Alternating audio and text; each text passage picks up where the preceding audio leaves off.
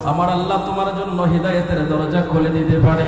আমি কামালপুরের মুরব্বী বাবাদেরকে বলবো, মুরব্বী বাবা, ও মুরব্বী বাবা, নিজের চেহারার দিকে তাকায় দেখো না বাপ, তোমার মুখের দাড়িগুলো কালো ছিল, মাথার চুলগুলো কালো ছিল, আজকে মুখের দাড়ি সাদা হয়ে গেল, মাথার চুল সাদা হয়ে গেল, কেমনে হইল, কেমনে হইল? আমার নবীকে উম্মত রে উম্মত, মাথার চুল আর দাড়ি পাকলো, তোমার কাছে মরণের সিগন্যাল চলে আসছে। কথা বলেন ঠিক কিনা? ছেলে বলে বাবা তোমার চুল পেকেছে, মেয়ে বলে বাবা তোমার দাড়ি পেকেছে, আমি বলি আমার মরার চিঠি এসেছে, বলুন আমি বলি আমার মরার চিঠি এসেছে। ঘরের বউ বলেছে বায়ু চড়াই ফাঁক ধরেছে চুলের গোড়াই গো, ঘরের বউ বোঝে না কোন কারণে চুল পেকেছে। কথা বলেন ঠিক কিনা? আগের মতো চোখে আমি দেখি না তেমন, চোখ জানি হয়ে গেল কেমনের কেমন, হায় হায় আগের মতো কানে আমি শুনি না তেমন, কান জানি হয়ে গেল কেমনের কেমন। ও বাবা কেউ বোঝে না চোখের পাওয়ার কেন কমেছে, আমি বলি আমার মরার চিঠি এসেছে। কথা বলেন ঠিক কিনা? কামালপুরের যুবক, যুবকের মরণের কোনো গ্যারান্টি নাই রে যুবক, যে কোনো মুহূর্তে আজরাইল তোমার সামনে হাজির হয়ে যাইতে পারে, যে কোনো মুহূর্তে তোমার আজরাইল থাবা মেরে ধরতে পারে।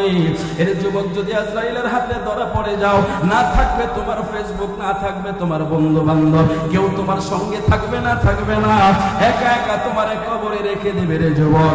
এর যুবক কবরের দিকে তাকায়া দেখো, কত বড় বড় পয়সাওয়ালা, কত ক্ষমতাবান, কত বড় বড় দাপটওয়ালা মানুষগুলো নিতর হইয়া কবরে পড়ে আছে। কথা বলার মতো ক্ষমতা নাই, কথা শোনার মতো ক্ষমতা নাই। কথা বলেন ঠিক কিনা? এরা কত কোটি কোটি টাকার মালিক, আজকে অন্ধকারে কবরে নিতর হয়ে পড়ে আছে রে যুবক। ও কামালপুরের মুরব্বী বাবা, আরামের বিছানার মধ্যে শুয়ে থাকার সময় নাই রে বাপ, যে কোনো মুহূর্তে আজরাইল থাবা মারতে পারে। না থাকবে আপনার আরামের বিছানা, না থাকবে আপনার খাট পালন, আপনারে মাটির ঘরে শোয়া দিব মাত্র 3 টুকরা কাপড় দিয়া। কথা বলেন ঠিক কিনা? এই জন্য বলি আসো যুবক, একটু পরামর্শ করি আমাদের পরকালটা কিভাবে সুন্দর হবে, আমাদের পরকালটা কি করে সুন্দর হবে, হাসরের ময়দানে কি নিয়ে যাব, পরকালে কি নিয়ে যাব, এই বিষয়ে একটু পরামর্শ করি। আসো যুবক, একটু পরামর্শের মাধ্যমে আমরা একটু নিজেদের মধ্যে একটু পরামর্শ করি, কি করে আমাদের আখিরাত সুন্দর হয়, কি করে আমাদের ঈমানের নূর জ্বালানো যায়, কি করে আমাদের আমলকে সুন্দর করা যায়। এই জন্য আজকের এই মাহফিলের আয়োজন করা হয়েছে। ওলামায়ে কেরাম বয়ান দিচ্ছে, এটাই কারণ, অন্য কোনো কারণ না রে যুবক। এর যুবক যে কোনো মুহূর্তে আজরাইল থাবা মাইরা খবরে যাবে সিন্দা বানায় দিতে পারে, আজরাইলের কোনো গ্যারান্টি নাই, এই মুহূর্তেও আজরাইল চলে আসতে পারে। এই জন্য আসলে যুবক, এখানে বসে যদি আল্লাহর নাম নেওয়া অবস্থায়, নবীর দরুদ পড়া অবস্থায় যদি তোমার মরণ হয়, তোমার জন্য আমার আল্লাহর ফেরেশতারা ভালো রিপোর্ট লিখবে। জোরে বলেন সুবহানাল্লাহ। আমার আল্লাহ কোরআনে বলেন বিসমিল্লাহির রহমানির রহিম, ইন্নাল্লাযীনা ক্বালু রাব্বুনাল্লাহু সুম্মা ইসতাকামু তাতানাজ্জালু আলাইহিমুল মালায়েকা আল্লা তাখাফু ওয়া লা তাহজানু ওয়া আবশিরু বিল জান্নাতিল্লাতী কুনতুম তুআদুন। আল্লাহু আকবার। আরে জোরে বলেন আল্লাহু আকবার। আমার আল্লাহ বলেন ইন্নাল্লাযীনা ক্বালু রাব্বুনাল্লাহ, নিশ্চয়ই যারা বলে রব আমার আল্লাহ, সুবহানাল্লাহ। আমার আল্লাহ কাই যারা বলবে আমার আল্লাহ, আল্লাহকে স্বীকৃতি দিবে, অর্থাৎ আল্লাহর নাম জবানে থাকবে, আল্লাহর নাম মুখে থাকবে। আমার আল্লাহ কাই তাতানাজ্জালু আলাইহিমুল মালায়েকা, আমি তাদের কাছে সুসংবাদ দিয়া পাঠাবো ফেরেশতা। সুবহানাল্লাহ। তাতানাজ্জালুল মালায়েকা, আমি মালায়েকা ফেরেশতা তার কাছে নাজিল করব। সুবহানাল্লাহ। রে দুনিয়ার মানুষ, রে কামালপুরের যুবক, যুবকের আমার আল্লাহ আমি তাদের ফেরেশতা পাঠাবো। ফেরেশতা কি নিয়ে যাবে? ফেরেশতা ওয়া আবশিরু বিল জান্নাহ, তার জন্য জান্নাতের সুসংবাদ নিয়ে যাবে। আর জোরে কন্যা সুবহানাল্লাহ।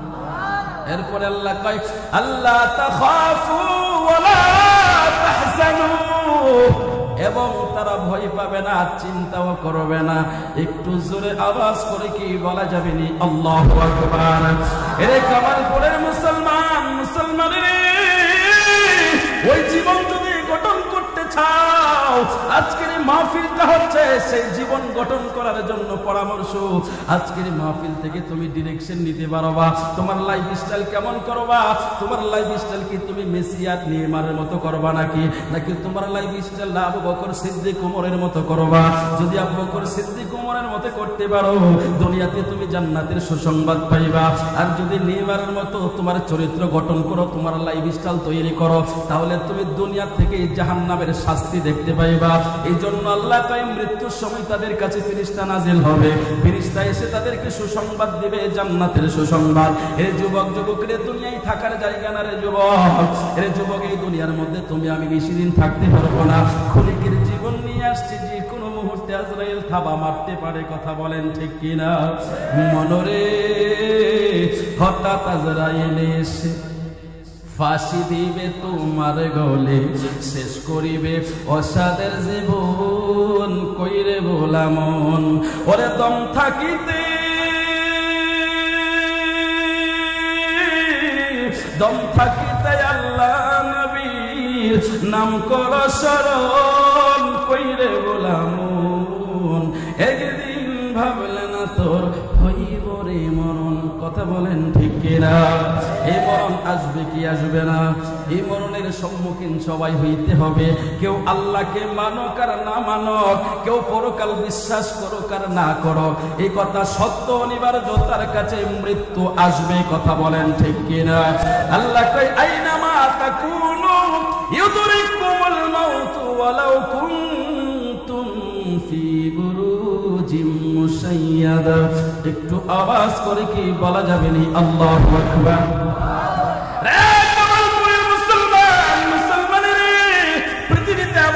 সন্দুকের আবিষ্কার হয় নাই, পৃথিবীতে এমন কোন বাক্সের আবিষ্কার হয় নাই যেখানে তুমি লুকিয়ে থাকতে পারবা, আজরাইল তোমাকে ধরবে না। এমন কোন জায়গা নাই, এমন কোন জায়গা নাই। আমার আল্লাহ কয় কুল্লু নাফসিন যায়িকাতুল মাউত, মৃত্যুর স্বাদ সকলকে গ্রহণ করতে হবে। এই জন্য আসলে যুবক একটু পরামর্শ করি, মৃত্যুর আগে নিজের জীবনটারে গুছানো যায় কিনা? মৃত্যুর পরে আমরা শান্তিতে কবরে থাকতে পারবো কিনা? মৃত্যুর পরে হাসরের ময়দানে সম্মানের সাথে দাঁড়াইতে পারবো কিনা? এই বিষয় সম্পর্কে একটু আলোচনা করব। যদি আপনি কবরে শান্তি পেতে চান, যদি আপনি পরকালে শান্তি পেতে চান, সবচাইতে বড় মাধ্যম হলো, সবচাইতে বড় রাস্তা হলো আপনার অন্তরের মধ্যে নবীর মোহাব্বত ফিট করতে হবে। জোরে বলেন সুবহানাল্লাহ, আর জোরে বলেন সুবহানাল্লাহ। মুসলমান, মুসলমানের কি জন্য বলে নবীর মোহাব্বত অন্তরে রাখবো? একটা মানুষ যখন মারা যায়, আপনি তাকায়া দেখবেন, মানুষটারে যখন কবরের দিকে নিয়ে যাওয়া হয়, ওই লোকটারে যখন কবরে নেই, কবরে যাওয়ার সময় তার আপন মায়ের পেটের ভাই তারে কাঁধে কইরা নিয়ে যায়, তার চাচাতো ভাই কাঁধে করে নিয়ে যায়, বন্ধু বান্ধব থাকলে কাঁধে করে নিয়ে যায়, বাবা যদি সন্তান যদি আগে মারা যায় বাবা নিয়ে যায়, এই আত্মীয় স্বজন সকলে কিন্তু কবরে যায়। কবরে কিন্তু দাফন করার পরে একটা মানুষও কবরে থাকে না। আপনাদের এলাকায় থাকে কি বলেন? দাফন করার পরে কি মানুষ থাকেন? আপনারা থাকেন না তো নাকি? এটা বাস্তব না অবাস্তব? আজকে কিছু প্র্যাকটিক্যাল ওয়াজ করব। যেহেতু জীবনের ফার্স্ট টাইম আপনাদের গ্রামে আমি আসছি, কিছু কথা আপনাদেরকে দিয়ে যাব, একটু মনোযোগ সহকারে শুনতে হবে। আমি ভূমিকায় আছি, আলোচনায় ঢুকে নেই, আলোচনায় ঢুকতেছি, আপনাদেরকে একটু গুছিয়ে নেই। আমি আলোচনায় ঢুকতেছি, একটু খেয়াল করে শুনবেন। মৃত্যুর সময় সকল মানুষ কবরে গেল, কবরের মধ্যে কেউ থাকলো না। আপন মায়ের পেটের ভাই কবর থেকে উঠে চলে আসে, বন্ধু কবর থেকে চলে আসে, যে বন্ধুর সাথে ঘন্টার পর ঘন্টা, রাতের পর রাত কাটাইছো। এরে কামালপুরের যুবক যুবকেরে, আমার নবী কয় উম্মত সেই দিন ওই আত্মাটা, ওই মৃত মানুষের রূহটা আপন ভাইকে ডেকে বলে, ভাই তুমি না আমার মায়ের পেটের ভাই, আপন ভাই তুমি আমার কেমনে কবরে রাইখা চলে যাও, আমার সাথে একটু থাকো। কিন্তু না, ওই দিন আপন মায়ের পেটের ভাইটাও কথা শোনে না। সেই দিন কবরে রেখে পাচারের মতো চলে আসে রে, সকলে চলে আসে। আমার মদিনার কামলিওয়ালা নবী বলে, উম্মত উম্মতি রে, যেই কবরের মধ্যে তোমার আপন মায়ের পেটের ভাই থাকে না, যেই কবরের মধ্যে তোমার বন্ধু বান্ধব থাকে না, আমি মদিনার নবীর সাথে যদি প্রেমের কানেকশন লাগাইতে পারো রে কামালপুরের যুবক, আমি মদিনার নবী সকলে যখন তোমার কবর থেকে উঠে যাবে, আমি মদিনার নবী তোমার কবরে হাজির হয়ে যাইব। একটু আওয়াজ করে কি বলবেন আল্লাহু আকবার। বিসমিল্লাহির রহমানির রহিম। ইল্লা মান আতাল্লাহু বিকলবিন সালিম।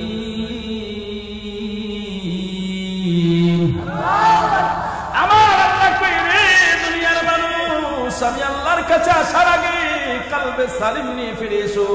এখন কলবে সালিম কোনটা? যেটা পবিত্র কলব, অর্থাৎ সেখানে কোনো গুনাহ নাই। আল্লাহ কই গুনাহ ছাড়া কলব নিয়ে আমার দরবারে আইসো, আমার কাছে আসার আগে কলবটা নিয়ে আইসো। এখন তো আমরা নাফসের তাড়নায় শয়তানের ধোঁকায় কইরা গুনাহ কইরা ফেলাইছি। আমার নবী কই গুনাহ যখন কইরা ফেলাইছো, এই গুনার ক্ষমার রাস্তা আছে। ক্ষমার রাস্তাটা কি? কলবটা ময়লা করে ফেলেছো, ময়লা কলবটারে দূর করার একটা রাস্তা আছে। আল্লাহ কয় ইল্লা মান আতাল্লাহু বিকলবিন সালিম। আল্লাহ কয় পবিত্র অন্তঃকরণ নিয়ে আমি আল্লাহর কাছে ফিরে এসো। আমার নবী কয় উম্মত রে, এই অন্তঃকরণটা যদি পবিত্র করতে চাও, এই পবিত্র করার সবচেয়ে বড় যন্ত্র হলো, সেটা হলো আমার আল্লাহ নামের জিকির। একটু আওয়াজ করে কি বলা যাবে নি আল্লাহু আকবার। আল্লাহ কোরআন বলেন, আলা বিযিকরিল্লাহি তাতমাইন্নুল কুলুব।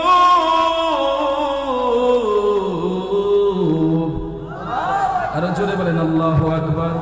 আল্লাহর জিকিরের মাধ্যমে কলবের প্রশস্ততা বাড়ে।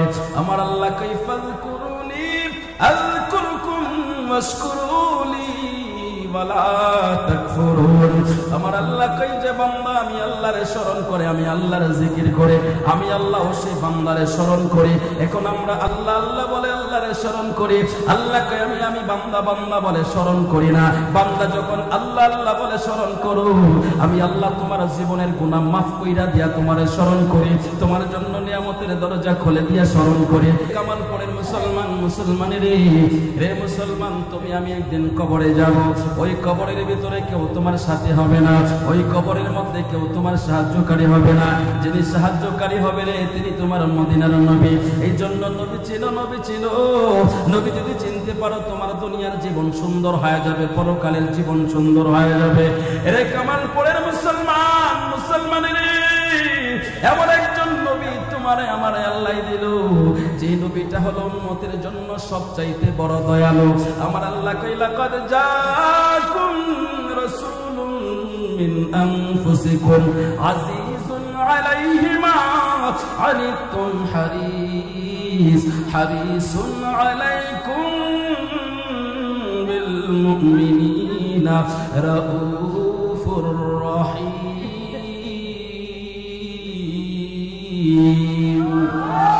দেখাই আইলাম নূরের ছবি, ও দেখাই আইলাম নূরের ছবি, আবার যাইয়া দেখি নাই আমারে বানাও রে দয়াল, তোমার নামের দেওয়ানা। আমারে বানাও রে দয়াল, তোমার নামের দেওয়ানা। কোরআনে পড়াছি আমি, গুনাহগারের বন্ধু তুমি। আল্লাহু আকবার। লাকাদ জাআকুম রাসূলুম মিন আনফুসিকুম আজিজুন আলাইহি মা আনিতুম হারিস। জোরে বলেন আল্লাহু আকবার। তো মাঝে মধ্যে কইলে ভুল হইব, আপনাদের লাগ করবেন। আমার কথা যদি শিরিক না থাকে, আমারটা সুর দিয়া বলি, কথা বলে দুটোই যায়। কথা বলেন ঠিক কিনা? আমার সাথে সাথে বলেন, কোরআনে পড়াছি আমি, গুনাহগারের বন্ধু তুমি, তুমি আমার জগৎ স্বামী, ও তুমি আমার জগৎ স্বামী, দয়াল নবী মাওলানা নামের দেওয়ানা, আমারে বানাও রে দয়াল তোমার নামের দেওয়ানা। ডান হাতটা উঁচু করে মোহাব্বতের আওয়াজে বলেন ইয়া রাসূলুল্লাহ। রে কমলপুরের মুসলমান, মুসলমানের আমার আল্লাহকে এমন একজন নবী দিলাম তোমাদের, যে নবী তোমাদের ব্যথায় ব্যতীত, যে নবী তোমাদের জন্য সর্বক্ষণ আমি আল্লাহর কাছে ইস্তিগফার পড়ে। এরে কামালপুরের মুসলমান, মুসলমানের এটা হাদিসের কথা রে, শুধু আমরা আলোচনা করি না, এই হাদিসটা কিন্তু কওমি উলামায়ে কেরাম যারা রয়েছেন ইনারাও আলোচনা করেন, জামাতের আলেম যারা রয়েছেন তারাও আলোচনা করেন। এই হাদিসটা ওনারাই বেশি বর্ণনা করেন, ইনারাই বেশি বেশি করে এই হাদিসটা বলেন। ও মিয়া, আমার নবীর কাছে যখন কোনো উম্মত গুনাহ করে, এই গুনাহগুলো আমার নবীর দরবারে নিয়ে যাওয়া হয়। যখন কোনো বান্দা দুরূদ শরীফ পড়ে, ভালো আমল করে, এগুলো নিয়ে আমার নবীর দরবারে পেশ করা হয়। যদি ভালো আমল দেখে আমার নবী কবর থেকে আল্লাহর শুকর আদায় করে, আর যখন তুমি আমি গুনাহ করি, এই গুনাহ নিয়ে যখন আমার নবীর দরবারে পেশ করা হয়, আমার নবী তখন কবরের রওজা শরীফের ভিতর থেকে তোমার জন্য আমার জন্য কান্না করে, আল্লাহর কাছে ইস্তিগফার করে, আল্লাহর কাছে বলে আল্লাহ ক্ষমা করে দাও, ক্ষমা করে দাও। এরে কামালপুরের মুসলমান, মুসলমানের রে কামালপুরের যুবক, তোমার আমার সবকিছু আমার আল্লাহ 7টা সিসি ক্যামেরার মাধ্যমে রেকর্ড করে রে। তোমার দুই কাঁধের মধ্যে 2 সিসি ক্যামেরা, কিরামান কাতিবিনা ইয়ালামুনা মা তাফআলুন। রে কামালপুরের যুবক, যুবকেরা, তুমি যখন নবীর দুরূদের সময় ফেসবুক চাপো, তুমি যখন ফেসবুকের ভিতরে নাটক সিনেমা দেখো, তোমার রিপোর্ট গুলো যখন আমার নবীর রওজার সামনে পেশ করা হয়, আমার নবী যখন তোমার এই কুকর্মগুলো দেখে, আমার নবী আল্লাহর দরবারে কান্না করতে থাকে। এরে কামালপুরের যুবক, যুবকের আর নবীরে কান্দায়ও না। আমার নবীর জীবনটা গেল কান্না করতে করতে, শিশুবেলায় বাবা হারাইলো, মা হারাইলো, আমার নবী সারাটা জীবন কান্না করলো, কষ্ট করলো। আজ 1500 বছর ধরে তোমার জন্য আমার জন্য নবী রওজা শরীফে কান্না করে। এরে কামালপুরের মুসলমান, মুসলমানের এরে যুবক তারে অনুরোধ করে বলি, তার 2টা পা ধইরা বলি, আমার নবীর আর কান্দাইছিল, আমার নবীর কান্না আমার আল্লাহ সহ্য করতে পারে না। আল্লাহর গজব তোর উপরে পড়ার কথা, কিন্তু আমার নবীর দুয়ার কারণে তোর উপরে গজব পড়ে না। ওই নবী চিনো, যদি নবী চিনতে পারো তোমার জীবন ধন্য হয়ে যাবে। এর দুনিয়ার মধ্যে তুমি এমন একজন আপনার কাউরে খুঁজা পাইবা না, কবরের ভিতরে নবীরে আপন পাইবা, হাসরের ময়দানে নবীরে আপন পাইবা। নবী ছাড়া তোমার আর সাহায্যকারী কেউ হবে না। সমস্ত নবী হাসরের ময়দানে নফসি নফসি বলে কান্না করবে, শুধুমাত্র তোমার নবী আমার নবী উম্মতি উম্মতি বলে কান্না করবে। একটু আওয়াজ করে কি বলা যাবে নি আল্লাহু আকবার। আমার মনে জল্পনা কল্পনা নবী যাব আমি সোনার মদিনা, হায় হায় যাব আমি সোনার মদিনা, বলো যাব আমি সোনার মদিনা। আমার মনে জল্পনা কল্পনা নবী যাব আমি সোনার মদিনা, আমার মনে জল্পনা কল্পনা নবী যাব আমি। মনটাই আমার অনেক খুশি নবীজিকে ভালোবাসি, মনটাই আমার অনেক খুশি নবীজিকে ভালোবাসি। ভালোবেসে তৃপ্তি মিটে না, হায় হায় ভালোবেসে তৃপ্তি মিটে না। আমার মনে জল্পনা কল্পনা নবী যাব আমি সোনার মদিনায়, আমার মনে জল্পনা কল্পনা নবী যাব আমি সোনার মদিনা। ডাইনি হাতটা উঁচু করে নবীরে দেখায় বলেন না ইয়া রাসূলুল্লাহ।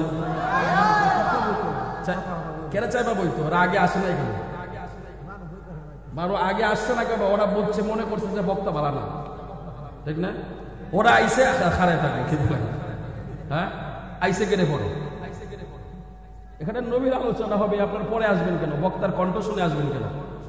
নবীর কথা শুনবেন, কণ্ঠ থাকুক আর না থাকুক, সে আমার নবীর কথা বলছে তো নাকি? আমার নবীর কথা বলছে, সেটা আপনি শুনবেন। আচ্ছা, এরপরে যেহেতু আসছে, ওরা আমার নবীর মেহমান, কি বলেন? নবীর মেহমানের ইজ্জত আছে না নাই? সম্মান আছে না নাই? তাহলে ওদেরকে ফিরিয়ে দেওয়া যাবে? আর আমার নবীর মেহমান না? আপনারা একটু কষ্ট করে চেপে বসেন, আর যদি সম্ভব হয় এখানে একটা বিছানার ব্যবস্থা করেন, এদিকে একটু বিছানার ব্যবস্থা করেন, এখানেও প্রায় অনেক মানুষ বসতে পারবে, জায়গা হচ্ছে না। প্লিজ ভাই একটু সামনে আগাইবেন, একটু কষ্ট করে। যুবক ভাই, এই যুবক, এই ইয়াং ম্যান, প্লিজ এদিকে দেখো, একটু আগাও, একটু আগাই বসে, জায়গা হচ্ছে না, কি করবো? একটু একটু একটু আগাই বসো। আয় শোনেন, আমার কথা শোনেন। নবী চিনলে দুনিয়া সুন্দর, পরকাল সুন্দর। কথা বলেন ঠিক কিনা? যারা মাহফিলে আজকে আসে নাই, কামালপুরের মানুষ যারা ঘরে বসে আছে, ওরা মাহফিলে আসে নাই। আজকের মাহফিলটা কত কষ্ট হয়েছে না সাজাইতে? আপনাদের টাকা পয়সা খরচ করে এত কিছু করে মাহফিল সাজাইছেন। মাহফিলের ভিতরে যারা আসে নাই, তারা ঘরের ভিতরে ঘুমাইতে গেছে। আমরা এখান থেকে এমন ভাবে নবীর সুগান তুলবো, এমন ভাবে আল্লাহর জিকির করব, এমন ভাবে নবীর দুরূদ পড়বো, কামালপুরের কোনো মানুষকে আজকে ঘুমাইতে দিব না। কথা বলেন ঠিক কিনা? এই যুবকেরা, নবীর জন্য লড়াই করতে হলে লড়াই করব, নবীর জন্য জীবন দিতে হলে জীবন দেব, রক্ত দিতে হলে রক্ত দেব। আমরা নবীর পক্ষে থাকবো। কে কে রাজি আছি? তুই হাত তুলে আল্লাহকে দেখা। আল্লাহু আকবার, ইয়া রাসূলুল্লাহ। চিল্লা এখন মারহাবা। চলবো নে ভাই? এখনো দাঁড়িয়ে থাকবেন, আলোচনায় ঢুকছে না, পরে কিন্তু আফসোস করবেন। প্লিজ বসে যান, বসে যান। এটা জান্নাতের বাগান, যদিও প্যান্ডেল, যদিও এটা কাপড়ের সামিয়ানা দেখতেছেন, কিন্তু এটা জান্নাতের বাগান। এটা কিসের বাগান? জান্নাতের বাগান। জান্নাতের বাগানের আদব রক্ষা করেন, আমার আল্লাহ হইতে পারে আপনার জন্য জান্নাতের দরজা খুলে দিতে পারে। কথা বলেন ঠিক কিনা? এখন কি আলোচনা করবো না কি করবো না? পেছনে বাইরা করবো কি করবো না? মাঝে মধ্যে সুবহানাল্লাহ, আলহামদুলিল্লাহ, আল্লাহু আকবার আমি যখন বলবো একটু বলবেন প্লিজ। পারবেন? এই জন্য বলবেন কারণ আপনি মাহফিলে আসছেন, আপনার মা, আপনার বাবা, আপনার দাদা কবরে, ওনাদের আত্মাগুলো আপনার দিকে তাকিয়ে আছে। আপনি যখন সুবহানাল্লাহ বলবেন, এর নেকিগুলো আমার আল্লাহ আপনার বাবা, আপনার দাদার কবরের মধ্যে ট্রান্সফার করে দেবে। কবর থেকে খুশি হবে। এই জন্য যতবার বলবেন তত আপনার মর্দিগান কবর থেকে খুশি হবে। আমরা কবরবাসী খুশি থাকুক, শান্তিতে থাকুক, সুখে থাকুক, চাই কি চাই না? তো মাঝে মধ্যে আল্লাহর নাম নিতে পারবো কি পারবো না? এইটা নিলে আপনার কলবের মধ্যেও শয়তান দূর হবে, কলবের ভিতরে নূর তৈরি হবে। আমরা পারবো তো ইনশাআল্লাহ? তাহলে বড় করে বলি আল্লাহু আকবার, বলি ইয়া রাসূলুল্লাহ, ইয়া ওয়ালি আল্লাহ। রে কামালপুরের যুবক, যুবকেরা, রে কামালপুরের মুসলমান, মুসলমানেরা, একটু হৃদয়টা খুলে দাও, মনটা নরম করে দাও। আমি কামালপুরের মা বোনদেরকে বলবো, মা, ও মা, যারা মাইকের আবার শুনছো গো মা, একটু সময়ের জন্য মা আজকের কথাগুলো শুনো না। ও মা, হতে পারে আমার আল্লাহ তোমার জন্য হিদায়াতের রাস্তা খুলে দিতে পারে। এরে কামালপুরের মা, ও কামালপুরের আম্মা গো, রাবিয়া বস্তির কথা অবশ্যই তোমরা শুনেছো গো মা। রাবিয়া বস্তি তোমার মতো মহিলা, যে মহিলার জন্য আমার আল্লাহ দুনিয়ায় সুসংবাদ পাঠায়। এরে কামালপুরের মহিলা, রে কামালপুরের মা, ওই মহিলাটা কত ভাগ্যবান যার জন্য আমার আল্লাহ দুনিয়াতে সুসংবাদ পাঠায়া দেয়, যার জন্য দুনিয়াতে আমার আল্লাহ বেহেশতি খাবার পাঠায়া দেয়। মা মারিয়ামের জন্য আমার আল্লাহ বেহেশতি খাবার দুনিয়ার মধ্যে পাঠায়া দিতেন। আমার আল্লাহ ওই মহিলাকে সম্মানিত করেছেন, ইজ্জত দান করেছেন। এই জন্য কামালপুরের মাদেরকে বলবো, মা, ও মা, একটু সময় দিয়ে আজকের আলোচনাটা শুনো না মা, হইতে পারে আমার আল্লাহ হেদায়েতের রাস্তা খুলে দিতে পারে। এরে কামালপুরের যুবক, ও কামালপুরের মুসলমান, ও পাটনা দাঁড়িয়েওয়ালা মুরব্বী বাবা, বুঝতেছি একটু কষ্ট হচ্ছে, আপনাদের রাত্র গভীর হয়ে গেছে। বাবা একটু সময় আমার নবীর জন্য ব্যয় করো না বাবা, একটু সময় আমার আল্লাহর জন্য দাও, হইতে পারে আমার আল্লাহ তোমার জন্য জান্নাতের রাস্তা খুলে দিতে পারে। আমার নবীর একজন সাহাবী হযরত সাদ সালামী রাদিয়াল্লাহু তাআলা আনহু, যদি আপনারা এই ওয়াজটা কোনো সময় শুনে থাকেন আবার রিহার্সালের জন্য শুনে নেন, আর যদি না শুনে থাকেন হৃদয়ের দুয়ারটা খুইলা দেন। আমি আজকে আপনাদেরকে এমন একটা গভীরের দিকে নিয়ে যাব, এমন একটা প্রেমের নিশানা, আমি নবীর প্রেমের নিশানা দেখায়া দেব। আপনারা একটু হৃদয়টা খুলে বসে যান। হযরত সাদ সালামী রাদিয়াল্লাহু তাআলা আনহু আমার নবীর একজন বিশিষ্ট সাহাবী এবং গরীব সাহাবী ছিলেন, তিনি ধনাঢ্য ছিলেন না। সাদ সালামী রাদিয়াল্লাহু তাআলা আনহু মসজিদে নববীর পাশে বসে কান্না করতেছিলেন। হঠাৎ করে আমার নবী মসজিদে নববীর পাশ দিয়ে যাচ্ছিল। আমার নবী যখন দেখলো সাদ সালামী মসজিদে নববীর পাশে বসে বসে কান্না করে, আমার নবী ডাক দিয়া কই সাদ রে সাদ তুমি কেন কান্না করো? হযরত সাদ সালামি বলে ইয়া রাসূলুল্লাহ আপনি যখন বলেছেন আন-নিকাহু বিস-সুন্নাহ বিবাহ হলো আমার সুন্নাত, আরেক হাদিসে আপনি বলেছেন মান আহাব্বা সুন্নতি ফাকাদ আহাব্বানি ওয়া মান আহাব্বানি কানা মাই ফিল জান্নাহ। ইয়া রাসূলুল্লাহ আপনি বলেছেন যারা আমার সুন্নাতকে ভালোবাসবে ওই ব্যক্তি যেন আমি নবীকে ভালোবাসলো, আর আমি নবীকে যারা ভালোবাসলো তারা আমার সাথে জান্নাতে থাকবে। সাদ সালামি ডাক দিয়া কই ইয়া রাসূলুল্লাহ নবীজি ও নবী, নবী গো নবী আমি তো একটা সুন্নাত বাদ পড়ে গেল, আমি তো বিবাহ করি নাই গো নবী। ইয়া রাসূলুল্লাহ আমি চিন্তা করলাম আপনার একটা সুন্নাত আমার জীবন থেকে ছুটে যাবে, এটা চাই না, কারণ আমি চাই আমি যেন আপনার সাথে জান্নাতে থাকতে পারি। আমার নবী রাখবে রে সাদ তুমি আমার সাথে জান্নাতে থাকার জন্য সুন্নাতকে ভালোবাসো। হযরত সাদ কয় ইয়া রাসূলুল্লাহ আপনি ছাড়া দুনিয়াতে আমার আর কেউ নাই। আমার নবী ডাক দিয়া কই সাদ সাদরে রে সাদ তোমার কি কোনো পছন্দের মানুষ আসেনি? তুমি আমাকে একটু বলতে পারো। হযরত সাদ চোখের পানিটা ছাইরা দিল। আমার নবী সাদকে হাতে ধরে বসা থেকে দাঁড় করাইলো। আমার নবী ডাক দিয়া কই সাদ রে কান্না করস কেন? হযরত সাদ ডাক দিয়া কই ইয়া রাসূলুল্লাহ আমার যে দুনিয়াতে কোনো মা বাবা বেঁচে নাই।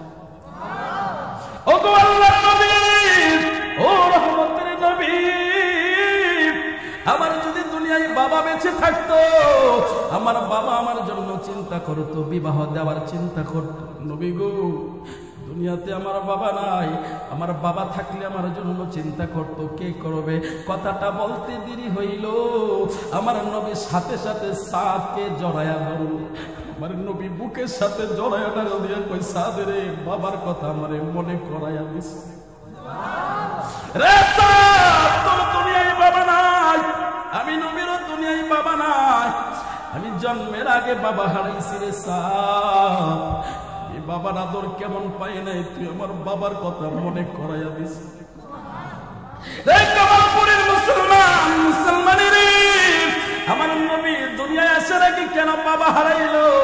আমার নবীর দুনিয়ার এতিম যত সন্তান রয়েছে বাবা হারা সন্তান, ওই বাবা হারা সন্তানের জন্য আমার নবী আদর্শ।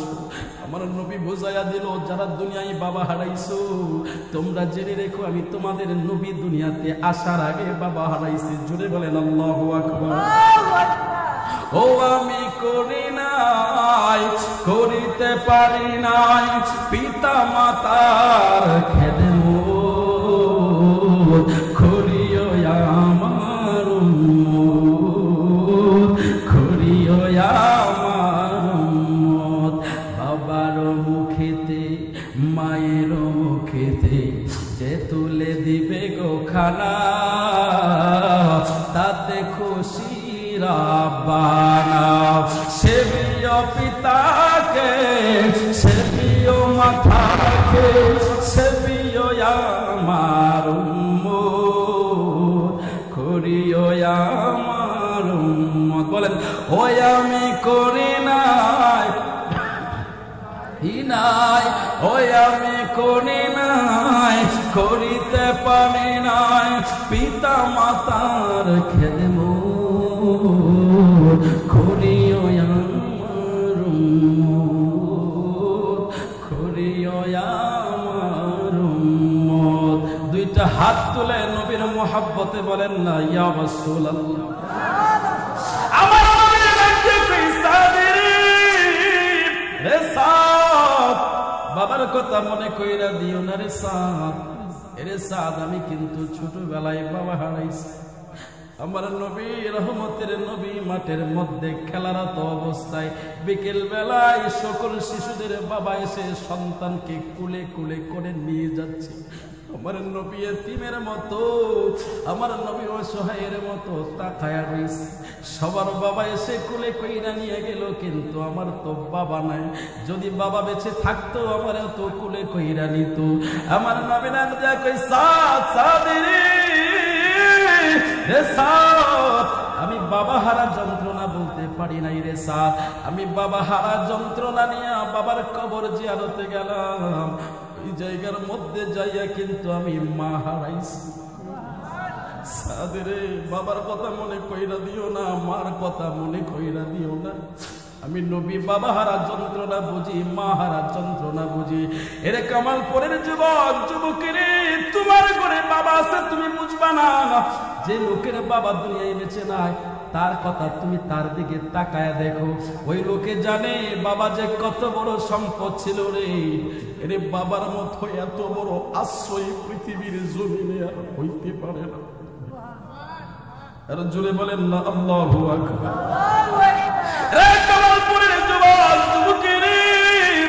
একটা বাপ সন্তানের জন্য কতটুকু করে রে জাননি?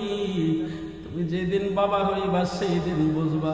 এরে বাবা হওয়ার আগে নিজেও বুঝতাম না। রাতের 2টা বাজে যখন সন্তান অসুস্থ হয়ে পড়ে, রাতের বেলায় বাবা সন্তান রে কোলে নিয়ে বের হয়ে যায় রাস্তার ভিতরে। বাবার কাছে ভালো আলো নাই, লাইট নাই, তারপরও বের হয়ে যায়। রাস্তার মধ্যে ডাকাতে ধরবে, বাবার মাথায় সেটা নাই। হিংস্র পশু তার উপরে আক্রমণ করবে, সেই চিন্তাও বাবার না। বাবার মাথায় একটা চিন্তা, আমার সন্তান কি করে ভালো করা যায়। কথা বলেন ঠিক কিনা? এরা কামালপুরের যুবক যুবকেরে, বাবা এমন একটা ছায়া রে, যার বাবা নাই সে জানে রে।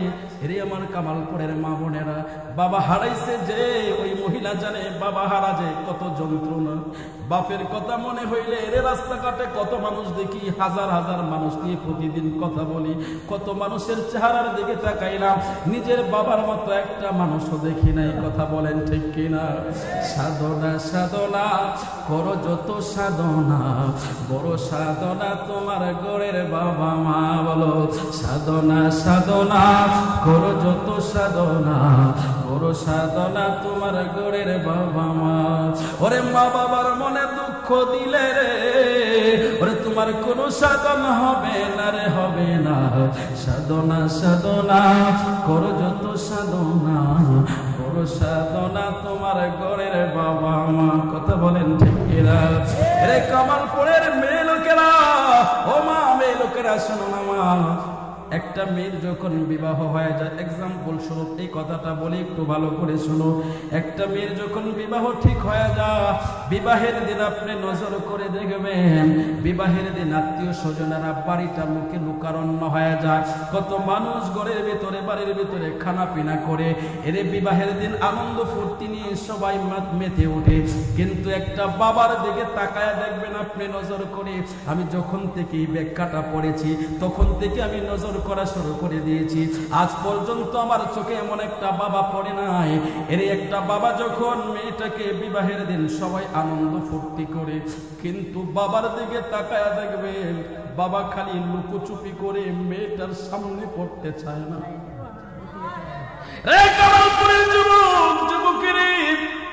একটা বাবা ওই মেয়েটার দিকে যখন তাকায়, আর যখন বাবার মনে হয় আজকে আমার মেয়েটা আমাকে ছেড়ে চিরদিনের জন্য আরেকটা বাড়িতে চলে যাবে, এই বাবাটা সহ্য করতে পারে না।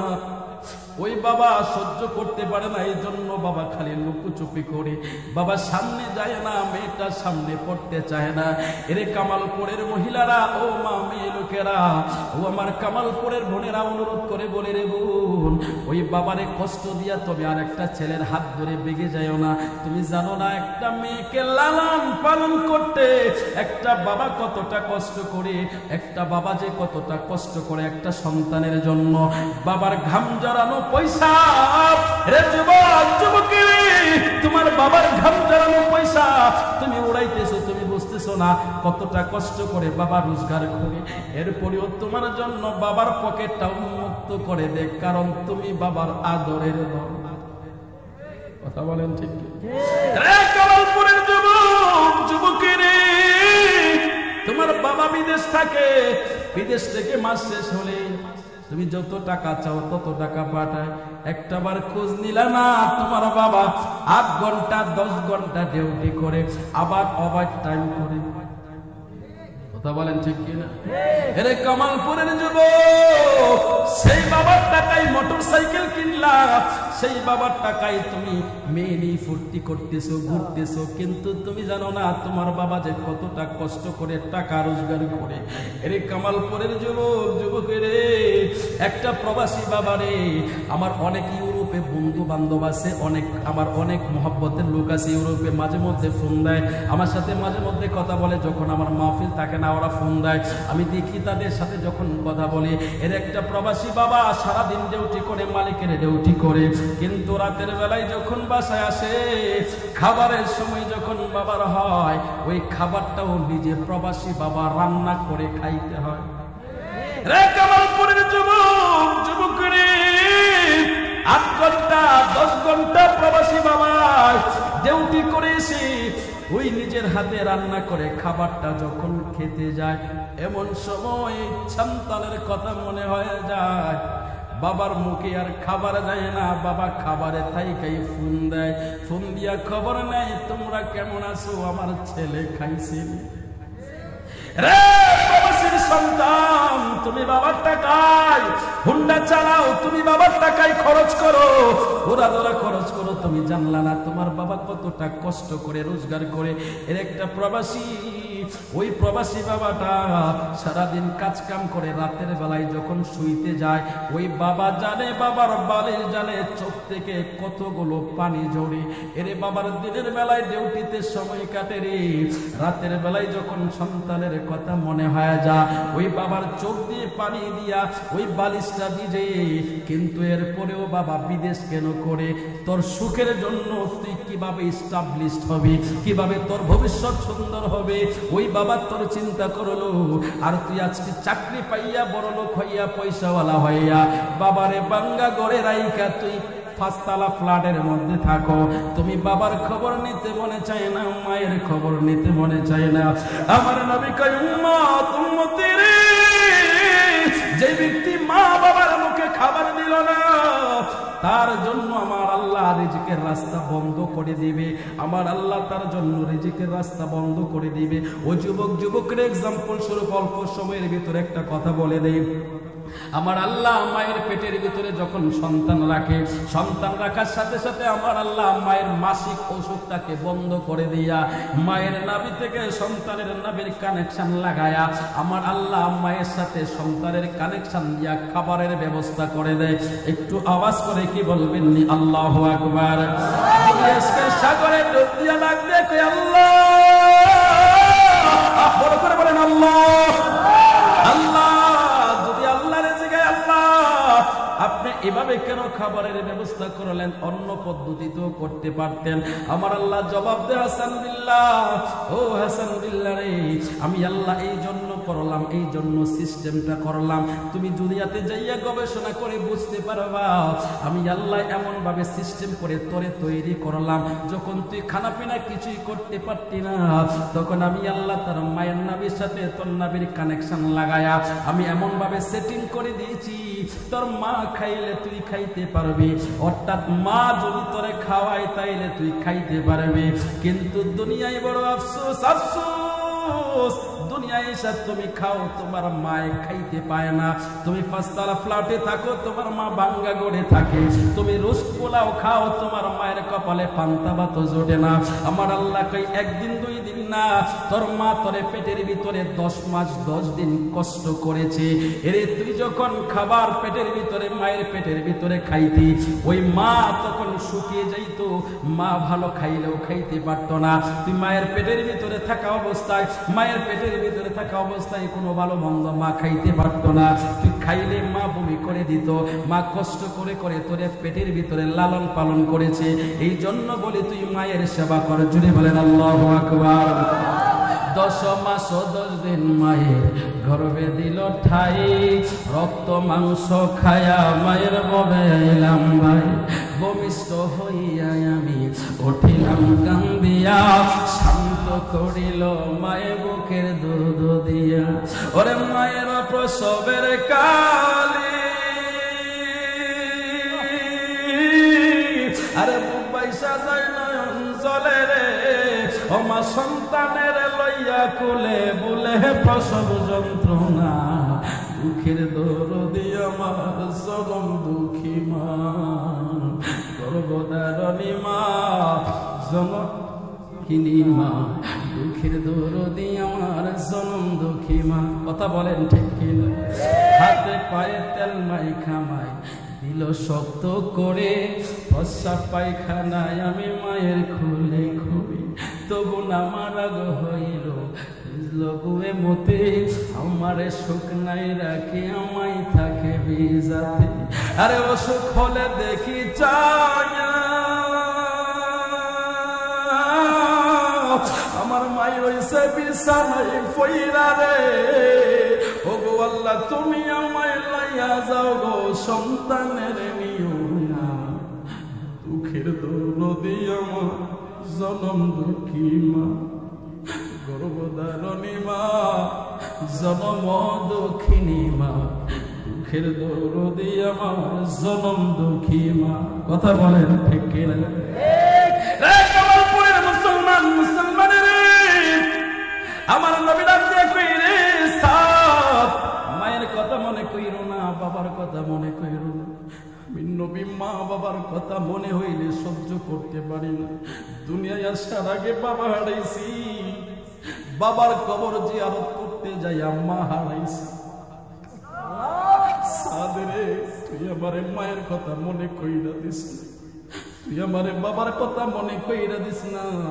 হযরতে সাদ আমার নবীর চোখের পানি দিয়া নিজেকে কন্ট্রোল করতে পারলেন না। সাদ যখন কান্না শুরু করে দিল, আমার নবী হযরতে সাদকে বুকের সাথে জড়াইয়া দিছে। রে কামালপুরের মুসলমান, সাদের ভাগ্য কত ভালো, আমার নবীর বুকে জায়গা পাইছে। হযরতে সাদ আমার নবীর মুখে মাথা রাখলো। আমার নবী হযরতে সাদকে যখন জড়াইয়া ধরে, হযরতে সাদের চোখের পানিগুলো টপ টপ করে আমার নবীর জামার মধ্যে লাগতেছে। আমার নবী সাদকে জড়াইয়া ধরছে। সাদের জীবনটা কত ধন্য, সাদের জীবনটা কত ধন্য, সাদের ভাগ্যটা কত ভালো। যে নবীর থুতু সাহাবায়ে কেরাম হাতের মধ্যে নিয়ে শরীরের মধ্যে মাখতো আর বলতো আমার এই চেহারা কোনোদিন জাহান্নামে যাবে না। আর ওই নবী যদি জড়াইয়া ধরে রে কামালপুরের মুসলমান, ওই বডি তো কোনোদিনও জাহান্নামে যাবে না। কথা বলেন ঠিক কিনা? যদি একেবার দেখতে পেতাম সোনার মদিনা, বলো যদি একেবার দেখতে পেতাম সোনার মদিনা, জীবন আমার ধন্য হতো, জীবন আমার ধন্য হতো, গেলে সোনার মদিনা। যদি একেবার দেখতে পেতাম সোনার মদিনা, বলো যদি একেবার পেতাম সোনার মদিনা।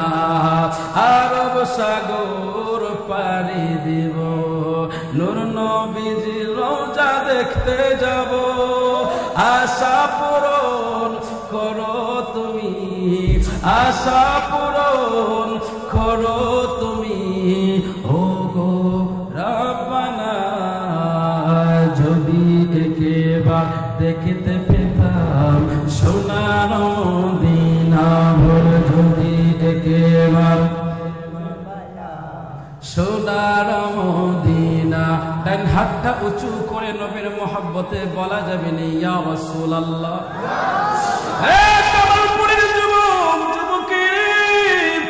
ওই নবী যদি তোমার ঘরে আসে, স্বপ্নে যদি যদি নবী তোমার ঘরে এসে তোমার জড়াইয়া ধরে যুব, জীবন ধন্য হইয়া যাইব।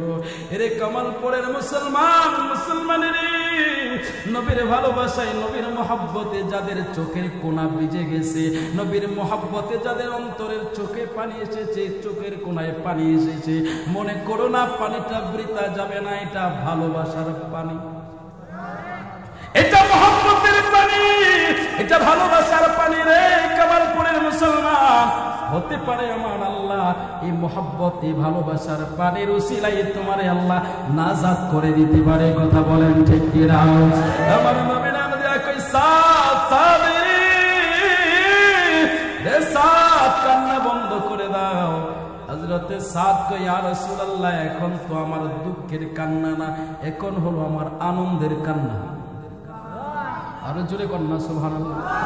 আমার নবী রাখবে কি সাদরি রে সাদ, কিসের আবার আনন্দের কান্না? হযরত সাদ কই ইয়া রাসূলুল্লাহ, একটা সন্তান বাবার মুখে মাথা রেখে যতটুকু শান্তি পায় তার থেকে কোটি গুণ শান্তি হইল আপনি নবীর বুকে। জোরে কন্যা সুবহানাল্লাহ। ইয়া রাসূলুল্লাহ, ইয়া হাবিবাল্লাহ, নবীজি আপনার মুখে এত শান্তি গো নবী, আপনার মতো এমন আশ্রয়দাতা পৃথিবীতে আর কেউ হতে পারে না গো নবী। এই জন্য আমি আনন্দে কাঁদি। আমার নবী পিঠের মধ্যে হাত দিয়া লাগে দেয়া কই পাগলা কান্না বন্ধ কর। এবার আমার নবী কই সাদ সাদ রে রে সাদ, তুই বল তোর জন্য আমি বিবাহের ব্যবস্থা করে দেব। হযরত সাদ কই ইয়া রাসূলুল্লাহ, নবীজি ও নবী, আমার জন্য বিবাহের ব্যবস্থা যদি আপনি করেন, আপনি হইলেন মদিনার প্রেসিডেন্ট। আরো জোরে বলেন। আমার নবী রাখতে সাদরি হে সাদ, তোমার যদি কোনো পছন্দ থাকে তুমি আমাকে বলতে পারো। হযরতে সাদ ডাক দিয়া কই ইয়া রাসূলুল্লাহ, আমি হইলাম এক তো বাইটা মানুষ, খাটো মানুষ, আরেক হচ্ছে কালো। কালো তো কোনো সাইজের কালো না, আফ্রিকান কালো। আমার মতো এমন বেটে কালো মানুষ, মুখের মধ্যে আবার বসন্তের দাগ, আমার মতো মানুষের কাছে কে বিবাহ দিব?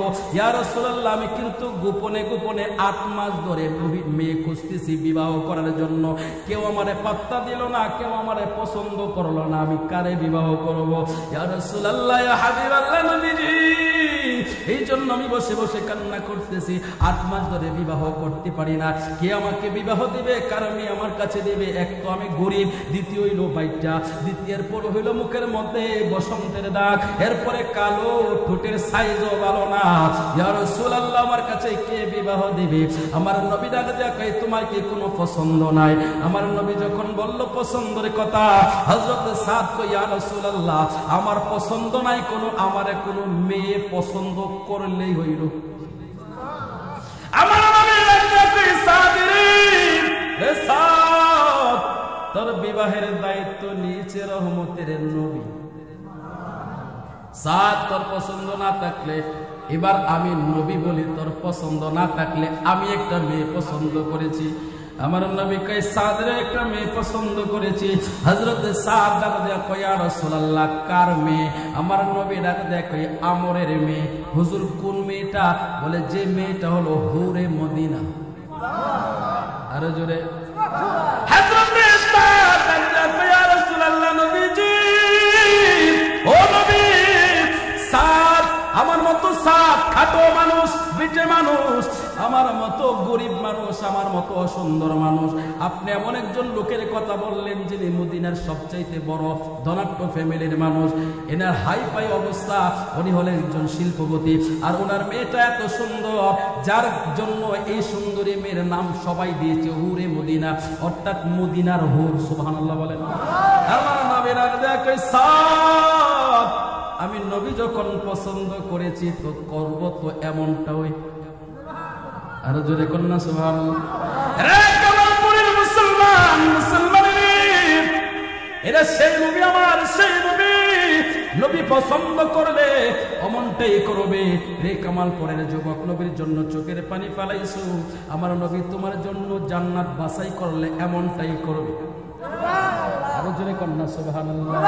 নবী তুমি আমার হয়ে যাও, বলো নবী তুমি আমার হয়ে যাও, তুমি আমার আমি তোমার, তুমি আমার, একবার কথা দাও, নবী তুমি আমার হয়ে যাও, তোমায় ভালোবাসি হৃদয়ের টানি, মন বসে না কোনো কাজে তোমায় বিহনে, শয়নে স্বপনে তুমি, শয়নে স্বপনে তুমি, একবার দেখা দাও নবী তুমি আমার হয়ে যাও নবী তুমি আমার হয়ে যাও দুইটা হাত তুলে নবীর মহব্বতে বলেন ইয়া রাসূলুল্লাহ একবার পড়ে যুবক যুবকেরা ইয়া রাসূলুল্লাহর স্লোগান তুমি হাত তুলে দিলা তোমার এই স্লোগানটা ফেরেশতারা রেকর্ড করেছে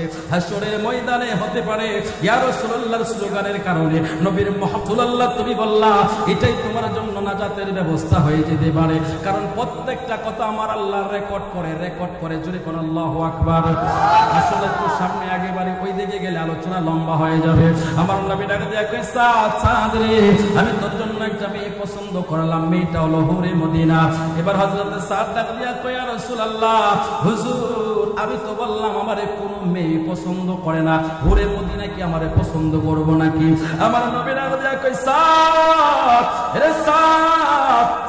রে তুমি যাও ওই হুরে মদিনার বাবার কাছে যাইয়া আমরের কাছে যাইয়া বলবা আমি নবী বিবাহের প্রস্তাব পাঠাইছি তুমি যাইয়া প্রস্তাবটা নিয়ে যাও হযরত সাদ কই ইয়া রাসূলুল্লাহ যাব আমার নবী কই আমি বলছি যাইতে যাও সুবহানাল্লাহ আর জোরে কোন না সুবহানাল্লাহ হযরত সাদ আমরের বাড়ির সামনে গেল বাড়ির ভিতরে ঢোকার সাহস পায় না বাহির থেকে উকি ঝুঁকি মারে দারোয়ান ডাক দিয়ে কই বেটা কি হইছে বাহির থেকে উকি ঝুঁকি মারো কেন ওই আমি আসছিলাম আমর সাহেবের সাথে দেখা করার জন্য ওই ভিতরে যাও ভিতরে ঠেলা দিয়া ঢুকায় দিছে এবার ভিতরে যাইয়া দেখে প্রায় 100 মানুষ বসা ওই আমরের মেয়ে হুরে মদিনার বিবাহের প্রস্তাব নিয়ে কতজন বসা প্রায় 100 জন বসা হযরত সাদ রাদিয়াল্লাহু তাআলা আনহু তাকায় দেখলো একটা থেকে আরেকটা কোয়ালিটি ফুল মানে একটা পাত্র থেকে আরেকটা পাত্র ভালো এমন কোয়ালিটি ফুল পাত্র প্রায় 100 বসা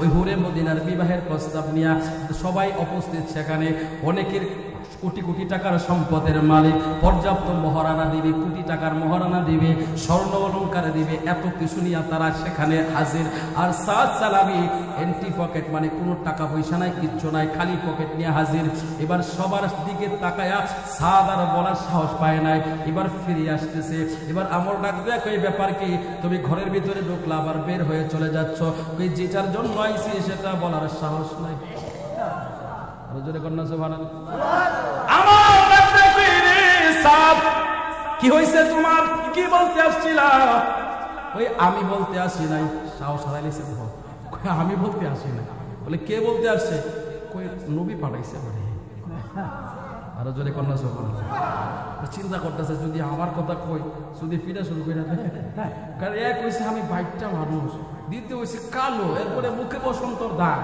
আবার গরিব কি মানে গোলাম মানে আমার কাছে কোনো কিছু নাই একেবারে শূন্য পকেট নিয়ে আইছি তাও আবার হুরে মদিনার প্রস্তাব নিয়ে আমার কি মেয়ে দিব না ফিরে দিব আমার তো কোনো কোয়ালিটি নাই যদি সুন্দর হইতাম টাকা পয়সা না থাকতো কিন্তু সুন্দর হইলে অন্তত একটা কোয়ালিটি আছে যে সেটা সুন্দর দেওয়া যায় ঠিক নেই সুন্দরও না আবার টাকা পয়সাও নাই আমার কাছে কোন যুক্তিতে দিবে এই বেচারা কি করলো কৌশল খাটায় করতেছে আমি আসি নাই আমার নবী পাঠাইছে আর জোরে কন্যা সুবহানাল্লাহ আমার ডাকতে কইরে সাদ কিসের জন্য পাঠাইছে আমার কুচি করতেছে বলতে চায় না এবার সাদ যখন কুচি করতেছে আমার বলে কি হয়েছে সরাসরি খুইলা কও এবার সাদ ডাক দিয়া কয় আমর নবী কইছে তোমার মেয়েটারে আমার সাথে বিবাহ দিতা কই আর দাঁড়াইছে না দৌড় কই ওই কে দৌড় মানে দাঁড়ানোর সুযোগ সাহস নাই কই দৌড় দিছে সব উপস্থিত যারা প্রস্তাব নিয়ে আসছিল সবাই একবার আমরের দিকে তাকায় একবার পাত্রের দিকে তাকায় আর সবাই একজন একজনকে বলা বলি করতেছে আমর এমন একটা পাত্রের কাছে তোমার মেয়েটা বিয়ে দিবা তোমার কি রুচির মধ্যে কোন ধরছে নাকি তোমার রুচির মধ্যে কি পোকা ধরছে আমর কয় রাখো ওই যেন নবী পাঠাইছে তো চিন্তায় পড়ে গেল কি করা যায় মেয়েটা হলো হুরে মদিনা মদিনার হুর যাকে লকব দেওয়া হয়েছে, টাইটেল দেওয়া হয়েছে, ওই মেয়েটাকে এমন একটা সৎ ছেলের কাছে কি করে বিবাহ দেওয়া যায়? হুরে মদিনা ঘরের ভিতরে ছিল, পর্দার আড়ালে ছিল, পর্দার আড়াল থেকে শুনছে, শোনার সাথে সাথে আমরকে ডাক দিয়ে কয়, আব্বা আপনি এখনো বসে আছেন, জান্নাতের দিকে দৌড় দেন, দৌড় দেন। আরো জোরে কন্যা সুবহানাল্লাহ। আমর ডাক দিয়ে কয়, রে হুরে মদিনা, রে মা তুমি কি বললা? বলে বাবা আপনি এখনো চেয়ারে বসে আছেন, জান্নাত চলে যাচ্ছে, জান্নাতের পিছনে দৌড় দেন। বলে কি বলো তুমি, জান্নাতের পিছনে দৌড় দিব মানে? একটু আগে শোনেন নাই, একটু আগে শোনেন নাই কি বলছে? একটা ছেলে ঈশা বলে বলছে তোমার বিবাহের প্রস্তাব নিয়ে আসছে। বলে কি প্রস্তাব নিয়ে আসছে? কই তোমার বিবাহ করতে চাই।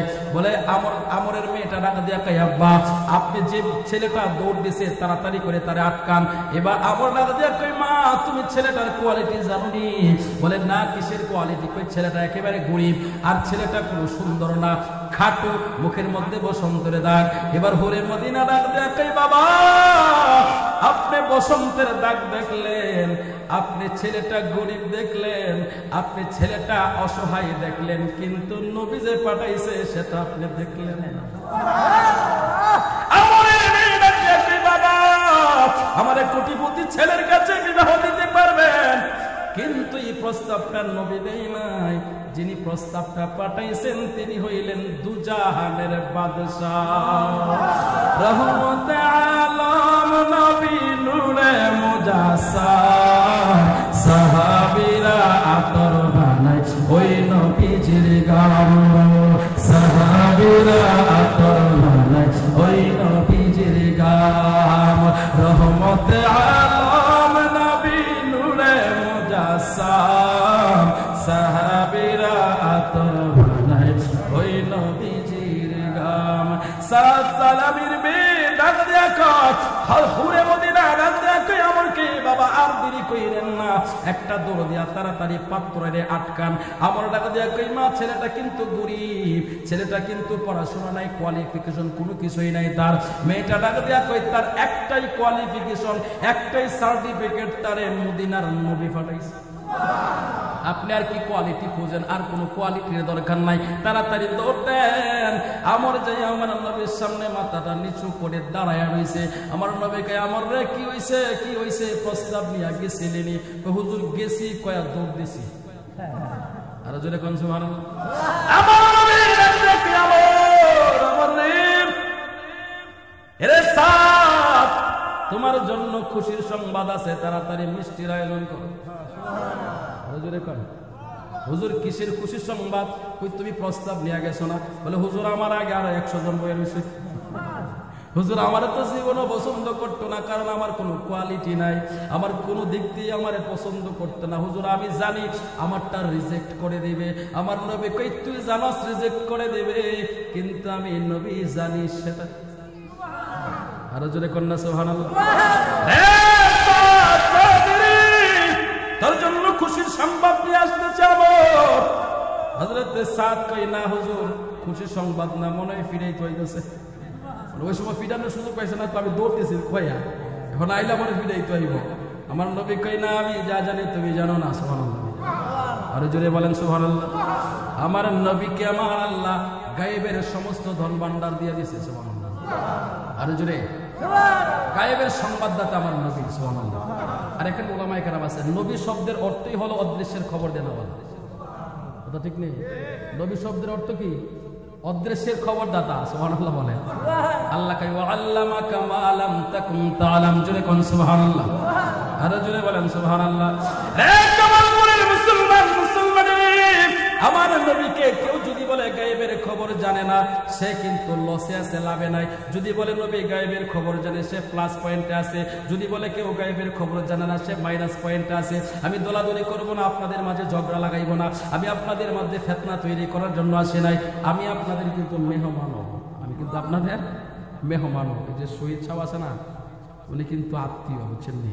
মানে এই জীবনের ফার্স্ট টাইম ওয়াজে আইসা মিষ্টি লয়ে গেল, মানে মিষ্টি লয়ে ওয়াজ করতে আইসে। আপনি বোঝেন কিরকম আত্মীয় হইলে মিষ্টি লয়ে যাওয়ার লাগে, কথাটা বুঝছেন নি? বাকিটা জানি না নিয়ে আর জানবালা মিষ্টি খাইয়া যান শহীদ বের করতে। ও ঘুমাইতেছে, উড়াই দেন না। মারহাবা কই, ঘুম ধরে গেছে বন্ধ করে দিব সুবহানাল্লাহ চিল্লা কোন মারহাবা এই কমলপুরের মুসলমান একটু ভেঙে আলোচনাটা শেষ করে দেয় আমার নবী রহমতের নবীকে কেউ যদি গায়েবের খবর দেওয়ালা মানে সে প্লাস পয়েন্টে থাকবে কেউ যদি না মানে সে মাইনাস পয়েন্টে থাকবে কেমন একটু শুনেন আচ্ছা বলেন তো দেখি আল্লাহকে মানছেন লা ইলাহা ইল্লাল্লাহ পড়ছেন আল্লাহকে কোনোদিন দেখছেন না জোরে বলেন না পিছনের তারা দেখছেন কোনোদিন দেখছেন না তাহলে আল্লাহ কি যেটা দেখা যায় না সেটা তো গায়েব অদৃশ্য ঠিক না কথা বলেন না অদৃশ্য না মুসলমানের আদম আলাইহিস সালামকে যদি প্রশ্ন করা হয় ওগো আমাদের আদি পিতা আদম আপনি বললেন লা ইলাহা ইল্লাল্লাহ আদম সফিউল্লাহ আল্লাহ ছাড়া কোনো মাবুদ নাই ইব্রাহিম নবীকে যদি বলেন লা ইলাহা ইল্লাল্লাহ ইব্রাহিম খলিলুল্লাহ আপনিও বলেছেন লা ইলাহা ইল্লাল্লাহ আল্লাহ ছাড়া কোনো মাবুদ নাই মুসা নবীকে যদি বলেন মুসা নবী বলেছেন লা ইলাহা ইল্লাল্লাহ মুসা কালিমুল্লাহ মুসা নবীও বলে লা ইলাহা ইল্লাল্লাহ আল্লাহ ছাড়া কোনো মাবুদ নাই ঈসা নবীকে যদি বলেন লা ইলাহা ইল্লাল্লাহ ঈসা রূহুল্লাহ বলে লা ইলাহা ইল্লাল্লাহ আল্লাহ ছাড়া কোনো মাবুদ নাই ওগো মুসা নবী ওগো ঈসা নবী ওগো দাউদ নবী ওগো আদম নবী আপনারা যে লা ইলাহা ইল্লাল্লাহ বললেন আল্লাহ ছাড়া কিছুই নাই আপনি কি আল্লাহরে দেখছেন নি বলে কেউ বলতে পারবে না দেখছি শুধু মুসা নবী বলবে আমি একটু দেখার চেষ্টা করছিলাম কিন্তু পারি নাই কথা কন না ঠিক না বেটে রে কমলপুরের মুসলমান মুসলমানের তুমি আমি কত ভাগ্যবান আমার নবীকে যদি বলা হয় নবী আপনি বলেছেন লা ইলাহা ইল্লাল্লাহ মুহাম্মাদুর রাসূলুল্লাহ সাল্লাল্লাহু আলাইহি ওয়াসাল্লাম ইয়া রাসূলুল্লাহ আপনি বলেছেন লা ইলাহা ইল্লাল্লাহ আল্লাহ ছাড়া কোনো মাবুদ নাই হুজুর আপনি আল্লাহরে দেখছেন নি আমার নবী বলবে শুধু দেখি নাই আমি মেরাজের রজনীতে 27 বছর আমি আল্লাহর সাথে কথা বলেছি হাজার দরুদ হাজার সালাম যার খাতিরে দু জাহান বলো হাজার দরুদ হাজার সালাম যার খাতিরে দু জাহান আল্লাহ রাসূলের গুণগান গৌরে আশিকান আল্লাহ রাসূলের গুণগান একটু হাতটা তুলে বলেন না ইয়া রাসূলুল্লাহ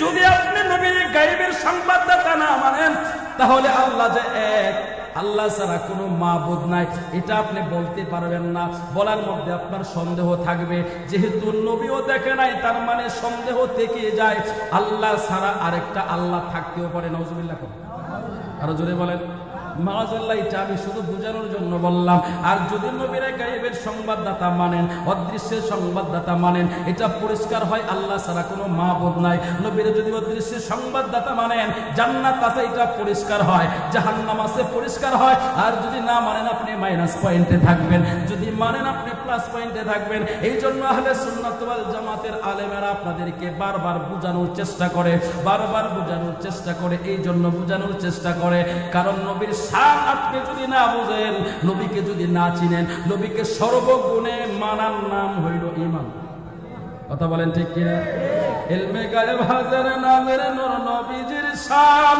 ওরে নূর নবীজির শানের কথা কোরআনে বয়ান আছে হাদিসে বয়ান ওরে সেই নবীজির শান শুনিয়া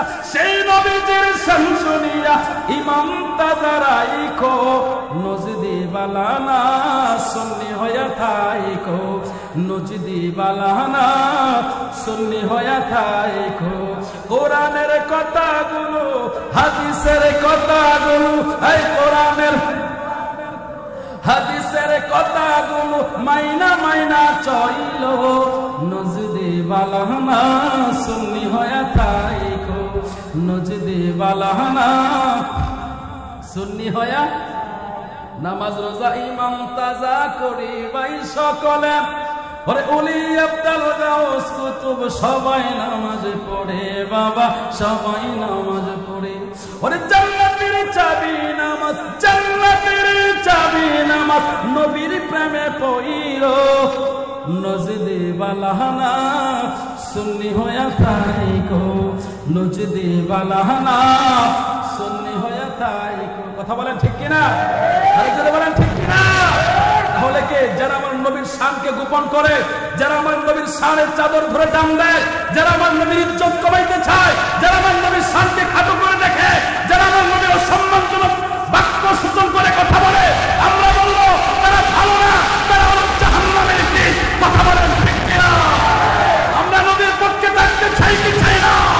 নবীর স্লোগান দিতে চাই কি চাই না? মৃত্যু আজ পর্যন্ত নবীর কদমে থাকবো। তুই হাত তুলে আমাকে দেখা।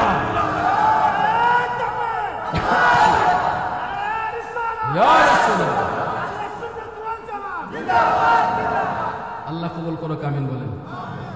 চিনলি না রে কপাল ফুরা নবী কেমন দন বলো, চিনলি না রে নবী কেমন দন, কবরে হাসরে নবী, ফুলসিরাতের ঘাটে নবী কবর, নবী ফুলসিরাতের ঘাটে নবী, ওরে সব বিপদের ঘাটে আমার নবী আপন জোর। চিনলি না রে কপাল ফুরা নবী কেমন দন বলো, চিনলি না রে কপাল ফুরা। আমার কামালপুরের মুসলমান, মুসলমানের নবীকে সর্বগুণে মানার নাম ঈমান। নবীকে সর্বগুণে মানতে হবে। নবীর একটা গুণ তুমি মানলা, আরেকটা মানলা না। নবীর বাসারিয়াত মানলা, নবীর হাকিকত মানলা না। নবীর ফজিলত তুমি মানলা না, তাহলে তুমি ইমানদার হইতে পারবে না। দুটোই মানতে হবে। আমি ওই দিকে যাচ্ছি না, আমি আলোচনাটা সংক্ষিপ্ত করে নিয়ে আসতেছি। আমার নবী রে, আমি নবী যা দেখি তুমি তা দেখো না, আমি নবী যা জানি তোমরা তা জানো না। এর সাথ তোমার জন্য সুসংবাদ নিয়ে আমরা আসতেছে। জোরে কোন আল্লাহু আকবার। আপনাদের কষ্ট হচ্ছে ভাই? আলোচনাটা শেষ করবো না ছেড়ে দেবো? পিছনের দ্বারা কি বলেন? শেষ করব? তাহলে আপনারা একটু প্লিজ লুকে নেবেন, আমার দিকে তাকিয়ে থাকে। অল্প সময়ের ভিতরে আলোচনা শেষ করে দেব, আর বেশি কষ্ট দিব না। আমার নবী সাদ রে, তুমি কোনো চিন্তা করো না। হযরতে সাদ আস্তে কইরা নবীর পিছনে যায়। লুকাইতে যায়, লুকাইতে যায়। আমার নবী কই কি হইছে, ভয় পাস কেন? হুজুর আইতেছে আমারে মুরাইব এখন। সুবহানাল্লাহ। আমার নবী ফিরে সাদ, তোর নবী এখানে দাঁড়ানো, তোর নবী যেখানে দাঁড়ানো থাকে সেখানে আজরাইল আসে না। আরো জোরে কোন কথা যখন উঠে গেছে একটু কইলে দাম নেই। আমার নবীর সাহাবীদের মধ্যে অনেক সাহাবী ছিল, আমার নবীর খাদেমের মধ্যে অনেক খাদেম ছিল। আমার নবীর একজন খাদেম ছিল ইহুদি। কি জোরে বলেন না? ইহুদির ছেলে, ছোট্ট একটা বালক আমার নবীর খাদেম ছিল। কেমন খাদেমগিরি করতেছে? মুসলমান না, ইমানদার না, কিন্তু নবীর দেখলে তার ভালো লাগে, নবীরে ভালোবাসে, নবীর মহব্বত করে। এই জন্য আমার নবী যখন মসজিদে নববীতে ঢুকতেন, ঢুকার সাথে সাথে ওই ইহুদির ছেলেটা সাথে সাথে আমার নবীর জুতা মোবারক দুইটা নিয়ে বুকের সাথে লাগাইয়া দাঁড়ায় থাকতো। আরো জোরে মুসলমান, মুসলমানের সেই নবীর কথা বলি রে, সেই নবীর গুণগান করে। ওই ইহুদির ছেলে আমার নবীর জুতা নিয়ে দাঁড়ায় থাকতো। নবী যখন মসজিদ থেকে বের হইতো, আমার নবীর পায়ের সাথে জুতাটা লাগাইয়া দিত, আমার নবী পা দিয়ে চলে যাইত। কিন্তু আমার নবী কোনোদিন তারে বলে নাই কালিমা পড়। আরো জোরে কোন? একদিন, দুই দিন, তিন দিন না, 7 বছর পর্যন্ত আমার নবীর জুতা টানলো। সুবহানাল্লাহ। হঠাৎ করে ছেলেটারে 2-3 দিন ধরে দেখা যায় না। আমার নবী ডাক দিয়া কে আবু বকর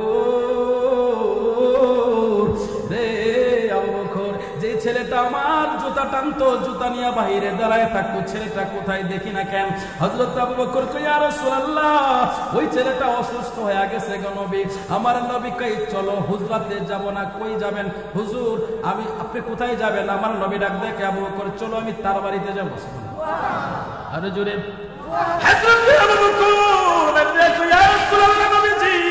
ছেলেটার বাবা কিন্তু ইহুদি, আপনি নবীকে যদি সে অপমান করে আমি কিন্তু সহ্য করতে পারবো না।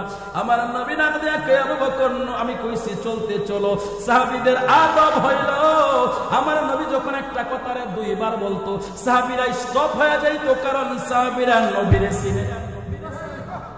আমার নবী আবু বকর, চলো চলো চলো। হযরত আবু বকরকে নিয়ে আমার নবী চলে গেল ইহুদির বাড়িতে। যেই মাত্র আমার নবী ইহুদির বাড়িতে ঢুকতেছে, ইহুদির নজরে পড়ে গেল। ইহুদি দৌড়ায় ঘরের ভিতরে গেল। ঘরের ভিতর থেকে আমার নবীর জন্য চেয়ার আনলো, চেয়ারে দিল, নবী বসেন। সুবহানাল্লাহ। হযরত আবু বকর নবীর দিকে একবার তাকায়, ইহুদির চেহারার দিকে তাকায়। ব্যাপার কি, যে বেটায় সারা জীবন নবীরে গালাগালি করলো, তার ছেলেটার উপর নাকি নবী জাদু করেছে, এই কথাও সে প্রচার করে বেড়াইছে। আমার নবীর বিরুদ্ধে সে সব সময় থাকছে, কিন্তু আজকে নবীর জন্য চেয়ার নিয়ে আসতেছে।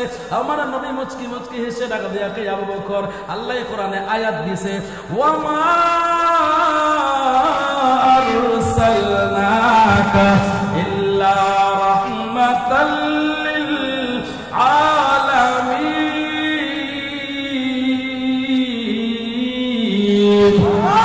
আরে জোরে বলেন আল্লাহু আকবার। আলোচনা লম্বা হয়ে যাক, কোন দিকে যাবো? যে দিকে কথা বলে শুধু সমুদ্র, শুধু সাগর আর সাগর, কোন দিকে কথা বলবো? আল্লাহ কয় ওমা আরসালনাকা ইল্লা রাহমাতাল লিল আলামিন। আলামিন হচ্ছে আলমের বহুবচন, উলামায়ে কেরাম এখানে আছে, আলমের বহুবচন হচ্ছে আলামিন। আল্লাহ কয় আমি বহুমাত্রিক সৃষ্টি জগতের জন্য আপনাকে রহমত বানাইলাম। আল্লাহ কয় আমি হইলাম আলহামদুলিল্লাহি রাব্বিল আলামিন, আমি আল্লাহ হলাম রাব্বিল আলামিন। অর্থাৎ আমি যতটুকু জায়গার জন্য রব, আপনি নবী ততটুকু জায়গার রহমত। আমার আল্লাহ কয় বন্ধু বন্ধু গো, লা ইলাহা ইল্লাল্লাহ মুহাম্মাদুর রাসূলুল্লাহ, লা ইলাহা ইল্লাল্লাহ যত অক্ষর, মুহাম্মাদুর রাসূলুল্লাহ তত অক্ষর। আমার আল্লাহ কই আমি নবী পাঠাইলাম 100 লক্ষ, নবী গো আপনাকে আমি সাহাবী দিলাম 100 লক্ষ। আমার আল্লাহ কই বন্ধু আমি আল্লাহ যতটুকু রেখেছি আপনার জন্য ততটুকু দিয়েছি। জোরে কোন আল্লাহু আকবার, আরো জোরে কোন ইয়া রাসূলুল্লাহ। আমার আল্লাহর একটা খাস নাম আছে আল্লাহ, আমার নবীরও একটা খাস নাম আছে মুহাম্মদ। আছে না নাই? আল্লাহর মধ্যে যতটা অক্ষর, মুহাম্মদ ততটা অক্ষর। আর জোরে কন্যা সুবহানাল্লাহ। আল্লাহ দেয়, আল্লাহর কোনো সমস্যা নাই, মোল্লাই নিতে মোল্লার সমস্যা। কথা কোন ঠিক কিনা? আমার আল্লাহ নবীর শান বাড়াইতে চায়, কিন্তু মোল্লাই কাইটা দিতে। কথা কোন না ঠিক না ঠিক? কিছু কিছু আলেম বেরিয়েছিল এখন কয় লা ইলাহা ইল্লাল্লাহর সাথে মুহাম্মাদুর রাসূলুল্লাহ থাকলে কাইটা দাও, এটা বেদাত শিরিক। কয়নি? আপনারা শুনছেন না? অথচ স্পষ্ট হাদিস মুস্তাদরাকাতুল হাকিমের 2য় খণ্ডে আসছে, হযরত উমর রাদিয়াল্লাহু তাআলা আনহু থেকে হাদিসটা বর্ণিত। লাম্মা তারাফাল আদামুল খাতিআ ক্বালা ইয়া রাব্বি বিহাক্কি মুহাম্মাদিন লিমা গফরতা লি ক্বালা কাইফা আরাফতা মুহাম্মাদ ক্বালা লাআন্নাকা লাম্মা খলাকতানি বিয়াদিক রাফা'তু রাসি ফারাইতু আলা কাওয়াইমিল আরশি মাকতুবান লা ইলাহা ইল্লাল্লাহু মুহাম্মাদুর রাসূলুল্লাহ সাল্লাল্লাহু আলাইহি ওয়াসাল্লাম ফাআলিমতু আন্নাকা লাম তুদিফ ইসমিকা হাব্বু ইলাইক ক্বালা সাদাকতা ইয়া আদা ওয়ালাউলা মুহাম্মাদুম মা খলাকতুক। একটু আওয়াজ করে বলেন আল্লাহু আকবার। হাদিসের বিস্তারিত লম্বা ব্যাখ্যা দেওয়ার সময় নাই, শুধু ইম্পর্টেন্ট কথাটা বলি, কাম টু দি পয়েন্ট। আপনি পয়েন্টে আসুন। আমার হযরত আদম আলাইহিস সালাম বলে আমার সৃষ্টির পরে আমি সর্বপ্রথম দেখেছি আরশে আযমের মধ্যে লা ইলাহা ইল্লাল্লাহ মুহাম্মাদুর রাসূলুল্লাহ নূরের অক্ষরে লেখা। আর জোরে কন্যা সুবহানাল্লাহ। আল্লাহ বোঝে না শিরিক হইব? কথা কয় না? আল্লাহ বোঝে না শিরিক হইব, কিন্তু আল্লাহ তো কাইটা দিল না, মোল্লাই কাটতে চায়, তার মানে বেজাল আছে। কথা কোন ঠিক কিনা? এই জন্য বলে শোনো, যে সমস্ত মোল্লা তোমরা আমার নবীর নামের সাথে কলম ধরতে চাও, আমার নবীর ইজ্জতের চাদরে হাত দিতে চাও, আমার নবীর সাথে দুশমনি করতে চাও, মনে রেখো আজ এই জমিনে নবীর জন্য রক্ত দিতে, জীবন দিতে নবীর গোলামেরা প্রস্তুত আছে। কথা বলে ঠিক কিনা? যদি নবীর জন্য ডাক দেওয়া হয়, ময়দানে লড়াই করার জন্য জীবন দিতে কেমন করে মুসলমান কে কে প্রস্তুতি হাত তুলে দেখা।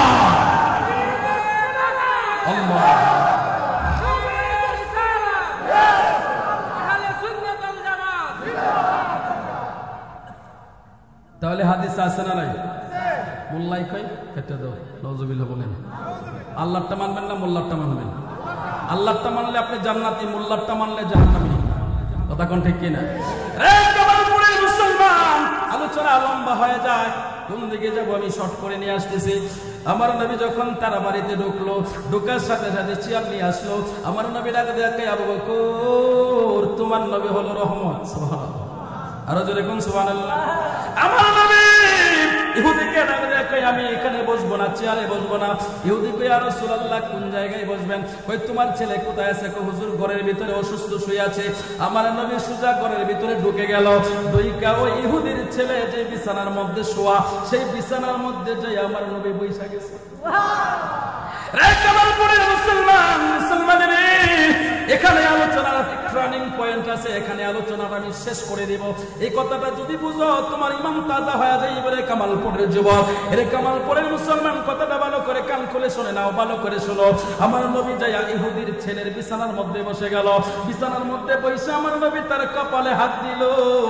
আমার নবী কপালে হাত দেওয়ার সাথে সাথে নবীর চেহারাটা ঘোরায় ফেলেছে, মলিন করে ফেলেছে। হযরত আবু বকর সিদ্দিক দৃশ্যগুলো দেখতেছিল।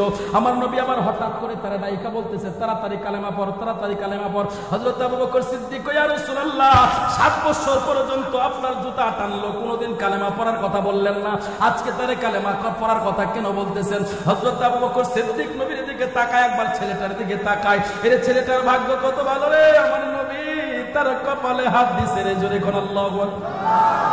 আমার নবী রহমতের নবী ওই ছেলেকে বারবার বলে, তুমি কালেমা পড়ো, কালেমা পড়ো। ছেলেটা একবার নবীর মুখের দিকে তাকায়, আর একবার বাবার দিকে তাকায়। বাবা কি কয়, বাবার রিঅ্যাকশনটা কি, বাবার দিকে একবার তাকায়, নবীর চেহারার দিকে একবার তাকায়। আবার এই সময়ের ভিতরে আবু বকর সিদ্দিক দৃশ্যগুলো দেখতেছিল। বাবাই ডাক দিয়ে কয়, বেটা তুই আমার দিকে তাকাস কি? এর দুজাহানের বাদশা নবী তোরে যেটা কয় সেটা কর। আরো জোরে কন্যা সুবহানাল্লাহ।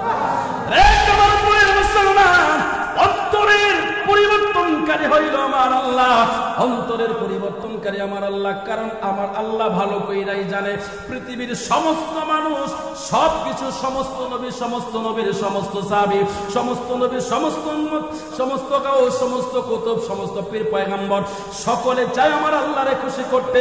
আর আমার আল্লাহ কয়, আমি চাই আমি আমার নবীরে খুশি করতে। আরো জোরে কোন সুবহানাল্লাহ। রে কামালপুরের মুসলমান, আমার আল্লাহ চাইলো নবী বলবো কালেমা পড়ার জন্য, এটা আমার নবীর কথা। আমার নবী যেটা চাইবো আমার আল্লাহ কয় সেটাই হবে। আমার নবী ইহুদির অন্তর পরিবর্তন কইরা দিল। ইহুদি ডাক দিয়া কই, বেটা আমার দিকে কি তাকায়া দেখো। নবী কইছে, কালেমা পড়তে দেরি কইরো না, তাড়াতাড়ি কইরা কালেমা পড়া নাও।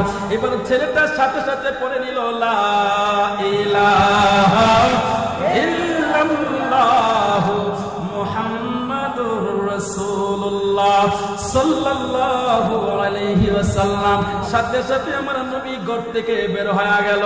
আবু বকর সিদ্দিক ডাক দিয়া কয়, নবী, ও নবী, নবী গো, বললাম না আজকে কি খেলা দেখাইলেন গো নবী? আমার নবী কয়, এটা কি রে আবু বকর, কি হইছে? বলে, ইয়া রাসূলুল্লাহ, প্রথমে ঘরের ভিতরে ঢুকলেন, দুই কাতার মাথায় হাত দিলেন, মাথায় হাত দিয়া চেহারাটা মলিন কইরা পালাইলেন। এরপরে সাথে সাথে বললেন কালিমা পড়ার জন্য। আমার নবী রাগ দিয়া কয়, আবু বকর, রে আবু বকর, আমি নবী যা জানি তোমরা তা জানো না, আমি নবী যা দেখি তোমরা তা দেখো না। কথা কোন ঠিক কিনা? আবু বকর সিদ্দিক যদি নবীর মতো না হয়, আপনার দেশের মোল্লা মসজিদের ইমাম বুঝে নবীর মতো? দেখাই না, কেউ কইলে মানুষ যাইব। আবু বকর সিদ্দিকের মতো লোক যদি কয় নবীর মতো না, তাহলে আপনার রাস্তার মোল্লায় কয় হ্যাঁ নবীর মতো, দেখি মানা সম্ভব? জোরে কোনটা সম্ভব? আমার নবী আবু বকর, আমি নবী যা দেখি তোমরা তা দেখো না। হযরত আবু বকর কয়, ইয়া রাসূলুল্লাহ, একটু খুইলা কর না। আমার নবী ডাক দিয়ে কয়, আবু বকর, আমি যাইয়া দেখলাম আমার আগে আজরাইল বসা।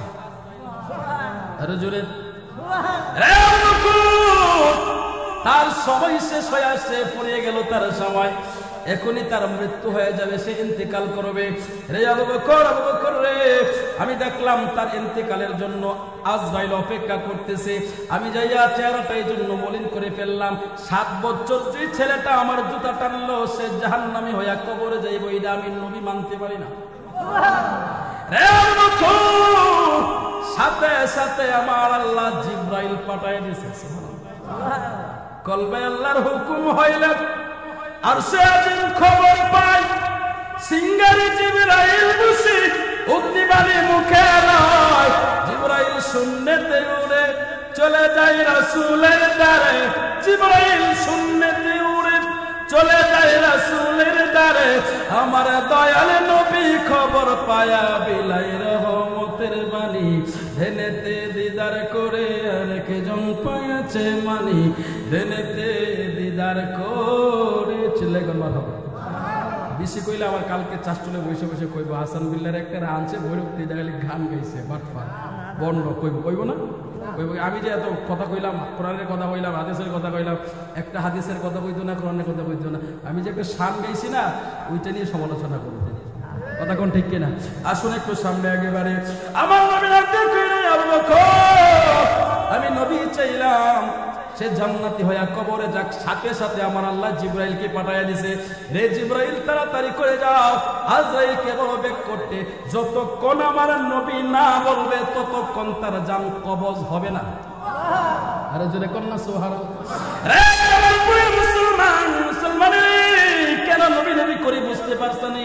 কেন নবী নবী করি? কারণ নবী যদি চায় তোমার মরণ হবে না। আমার নবী এক সাহাবীকে কবর থেকে জিন্দা করলেন।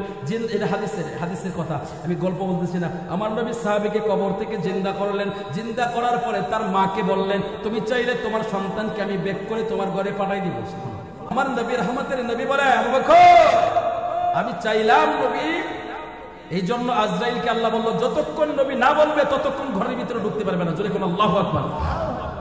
রে কামালপুরের মুসলমানের এবার আসুন, কাম টু দি পয়েন্ট। একটা ইহুদির ছেলে মাত্র কালেমা পড়লো, আমার নবীর সামনে কালেমা পড়লো। এবার আপনার বিবেকে কি বলে, ছেলেটা জান্নাতি না জাহান্নামী? কথা হয় না? মৃত্যুর সময় কালেমা পড়ে নবী দেখে দেখে মৃত্যুবরণ করলো, ছেলেটা কি? অবশ্যই জান্নাতি, কনফার্ম। কথা কোন ঠিক কিনা? কোনো সন্দেহ নাই। আমার নবী রহমতের নবী একটা ইহুদির ছেলের কালেমা পড়াই দিল, সে জান্নাতের টিকিট নিয়ে কবরে চলে গেল। এবার আসুন, আমি আপনাকে যে কথাটা বুঝাইতে চাইলাম, এরে বন্ধু, ছেলেটা কয় ওয়াক্ত নামাজ পড়ছে? এক ওয়াক্তও না। কয়টা রোজা রাখছে? একটাও না। হজ করে নাই, যাকাত দেয় নাই, কিছুই করে নাই। এরপরেও ছেলেটা জান্নাতি হইয়া কবরে গেল। কিসের কারণ? একটাই কারণ, সেটা হলো হুব্বে রাসূল, নবীর ভালোবাসা। আমার জান মদিনা, আমার মদিনা, আমার জান মদিনা,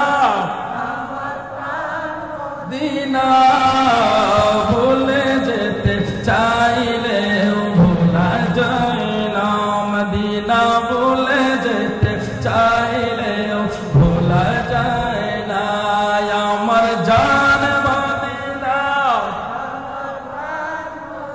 না ভুলে যেতে চাইলেও ভোলা যায় না। দুইটা হাত তুলে বলেন ইয়া রাসূলুল্লাহ।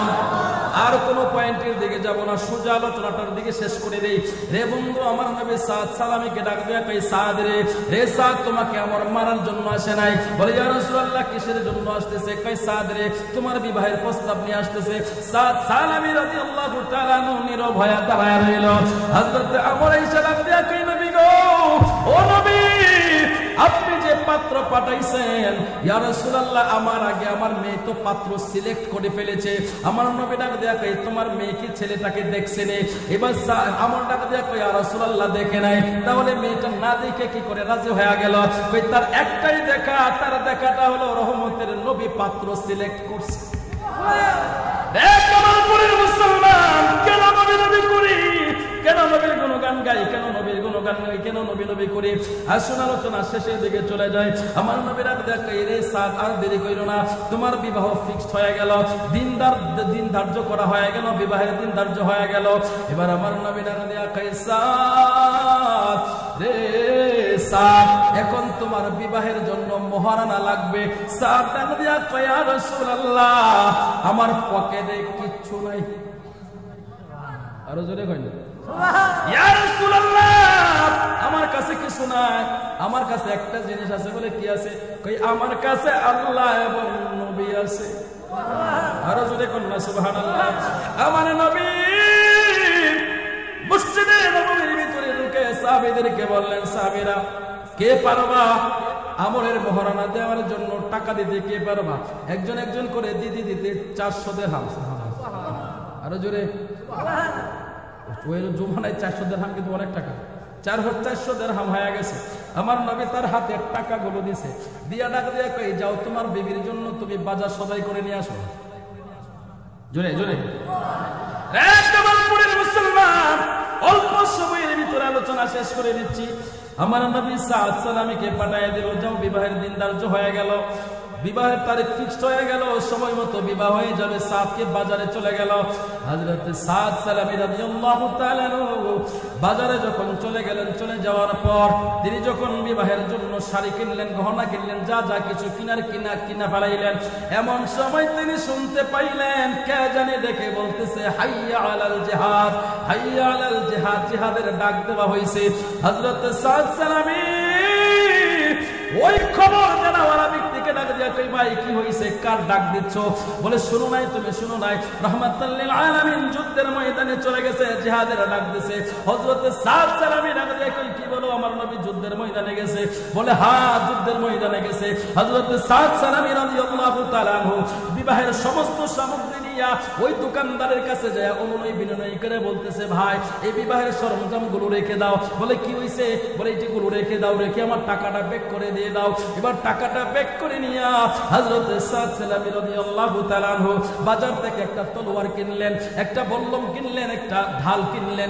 কেনার পরে উনি চলে যাচ্ছে যুদ্ধের ময়দানে। লোকেরা ডাক দেয়া কই সাদ রে, আজকে তোমার বাসর ঘর ফুলসজ্জা, বাসর ঘর। হযরত সাদ ডাক দেয়া কয় আমি বাসর ঘরে ফুলসজ্জায় যাইব, আমার নবী যুদ্ধের ময়দানে যাবে।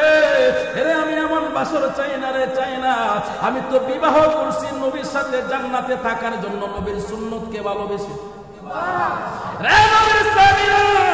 আমি সাদ নবী ছাড়া থাকতে পারবো না, থাকতে পারবো না।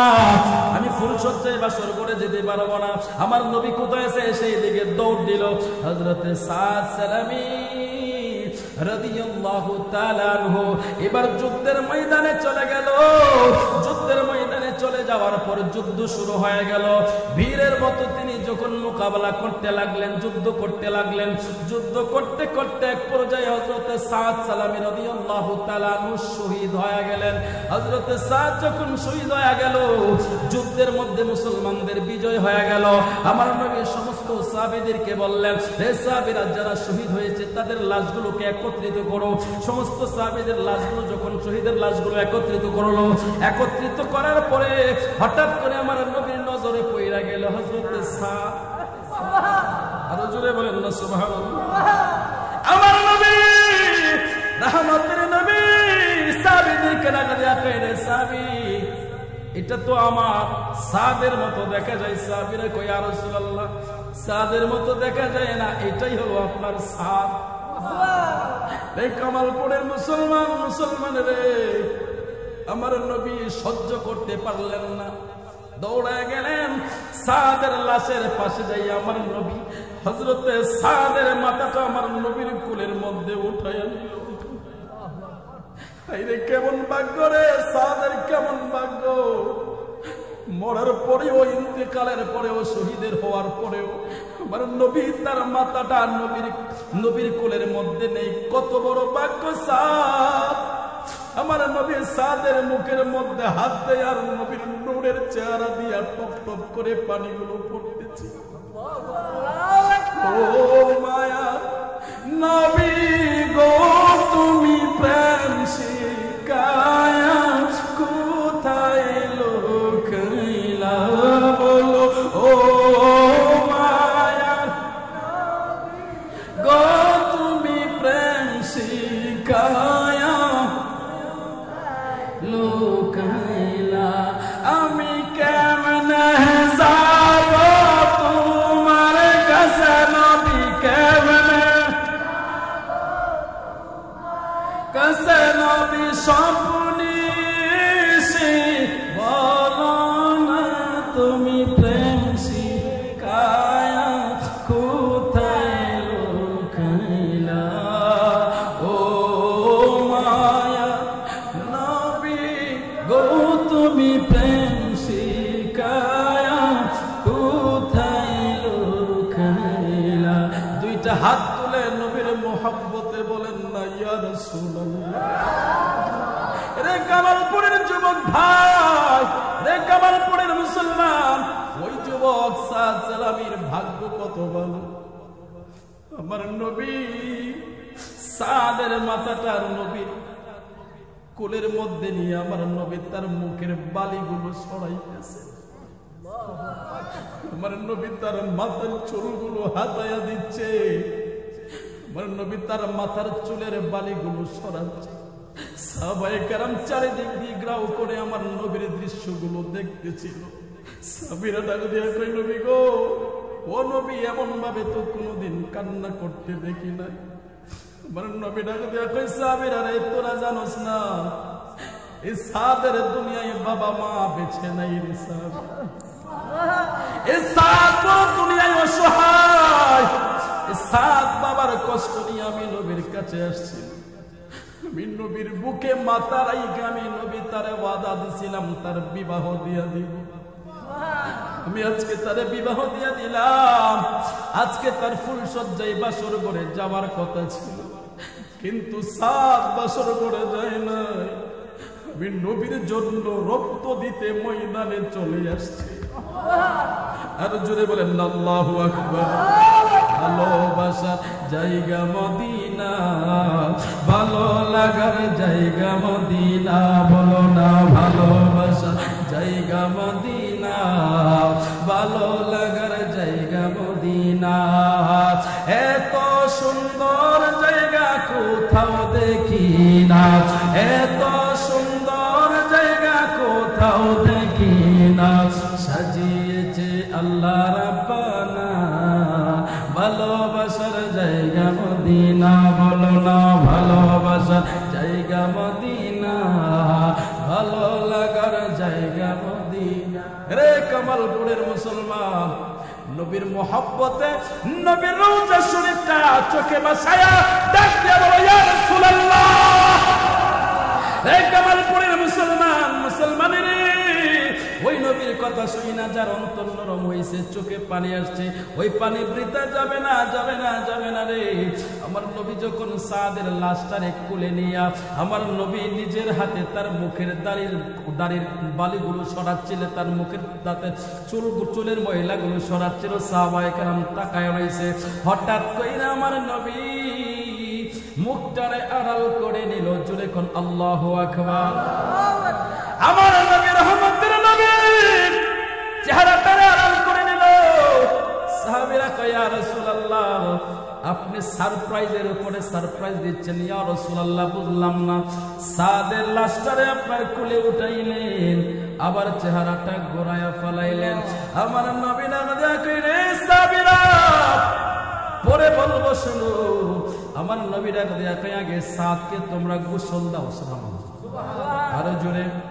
সাহাবীরা কই, ইয়া রাসূলুল্লাহ, আপনি না বলেছেন শহীদদেরকে বিনা গোসলে দাফন করতে হবে। আমার নবী নাম দিয়া কই, রে সাহাবীরা, ও সাহাবীরা, আমার সাদকে গোসল দিব, দুনিয়াতে গোসল দেওয়ার কোনো প্রয়োজন হবে না। আমার আল্লাহ জান্নাত থেকে গোসলের পানি পাঠায়া দিচ্ছে। আরো জোরে বলেন না সুবহানাল্লাহ। আমার নবী রহমতের নবী হযরত সাদ মৃত দেহটাকে, শহীদ দেহটাকে আমার নবী বুকের সাথে জড়াইলেন। এবার সাহাবীদেরকে ডাক দেয়া কই, সাহাবীরা রে, আমি সাদকে নিজের হাতে কবরে নামাইতে চাই। আরো জোরে বলেন সুবহানাল্লাহ। রে কবরপুরের মুসলমান, কবরের মধ্যে 3টা প্রশ্ন। মার রব্বুকা ওয়া মান দীনুকা, মা তাকুলু লিহাযার রাজুল। সুবহানাল্লাহ। কয়টা প্রশ্ন? 3টা প্রশ্ন। 3টা প্রশ্নের মধ্যে ফাইনাল প্রশ্ন হলো, আমার নবীকে চেনা। মা তাকুলু লিহাযার রাজুল, নবীকে দেখায় যখন বলবো নবীরে চিননি। যদি চিনতে পারে প্রথম 2টা প্রশ্নের অ্যানসারের জবাবের রেজাল্ট পাবে, আর যদি শেষেরটাই ভুল করে প্রথম 2টা বাতিল হয়ে যাবে। কথা কন না, ঠিক না বেটি? কবরের ভিতরে যদি নবী চিনে, কবরের ভিতরে যদি নবী চিনতে পারে, তাহলে তার জন্য মুক্তির ব্যবস্থা আছে। যদি মাতা কুলুলি হাযার রাজুল বলে, ফেরেশতা দেখাবে। যদি নবী চিনতে পারে, যদি বলতে রে হাযা নবিয়ুন হাযা সাইয়্যিদুল, কথা যদি বলতে পারে, আমার নবী কয় আফরিশু ফিরাশাল জান্নাত তাফতা। সুবহানাল্লাহ। আরো জোরে কোন সুবহানাল্লাহ। আলোচনা তো বাইরেই যাইতেছে, আর যাবো না দিকে। আমার নবী রহমতের নবী কয়, আমি তারে কবরে নামাইব। এ মিয়া, যদি নবী নিজে কবরে নামা, মুনকার নাকির ফেরেশতা কার জবাব দিব? সুবহানাল্লাহ কইন না। এ কামালপুরের মুসলমান, মুসলমানের, এই নবী চিনতে হবে আপনাকে। যদি আপনি কবরে জানতে পারেন নবী চিনে যাইতে হবে। আপনাদের দেশে এই দোয়া পড়ে কবরে দেয় কি দেয় না? কথা কয় না? বিসমিল্লাহি ওয়া আলা মিল্লাতে এ দোয়া আছে না আপনাদের এলাকায়? আছে নে? তো নবীর মিল্লাতে রাখলামুল্লাহ, নবীর মিল্লাতে রাইখা কও নবী আসবে না, নবী মরে গেছে। আরো জোরে কইন না, আরো জোরে। নবী মরে গেছে, হ্যাঁ? নবীর মিল্লাতে রাখো কেন? নবীর মিল্লাতে কেন রাখো? তোমরা ধোঁকাবাজ, কথা বলেন ঠিক কিনা? সুন্নিরা ধোঁকাবাজি করে না, ধোঁকাবাজি করলে তোমরা করো, কথা বলেন ঠিক কিনা? আজ পর্যন্ত কোন পেপার পত্রিকায় দেখছেন কোন সুন্নি মাদ্রাসার হুজুর বলাৎকার করছে? দেখছেন? হ্যাঁ, দেখছেন না তো, দেখবেন না। কারণ এদেরকে সাপোর্ট দেওয়ার জন্য, গাইড করার জন্য আমার নবী আছে। সুবহানাল্লাহ। নবীর মহব্বত নিয়ে কথা বলি, নবীর ভালোবাসা নিয়ে কথা বলি, এই জন্য আমাদের জন্য আল্লাহ রাস্তা উন্মুক্ত করে দেয়। জোরে কোন সুবহানাল্লাহ। আমার নবীর উম্মতের নবীর আমজাতুনে সাবিরা, আমি তারে নিজের হাতে কবরে দাফন করব। সুবহানাল্লাহ। আইরে সাদের ভাগ্য কত ভালো রে, সাদের ভাগ্য কত ভালো, নবী নিজে দাফন করবে। এবার সাবিরা রাখবে, ইয়া রাসূলুল্লাহ, নবীজি, ও নবী, ব্যাখ্যাটা জানতে চাই, আপনি কেন মুখ ঘোরাইলেন? আরো জোরে কোন সুবহানাল্লাহ। এখন নবী কেন মুখ ঘোরাইছেন? এই আলোচনার ভিতরে ঢুকলে আরো 1 ঘন্টা লাগবে, আর সম্ভব না। না আমরা ভাই 12টার উপরে গেছে, মানুষ বিরক্ত হচ্ছে।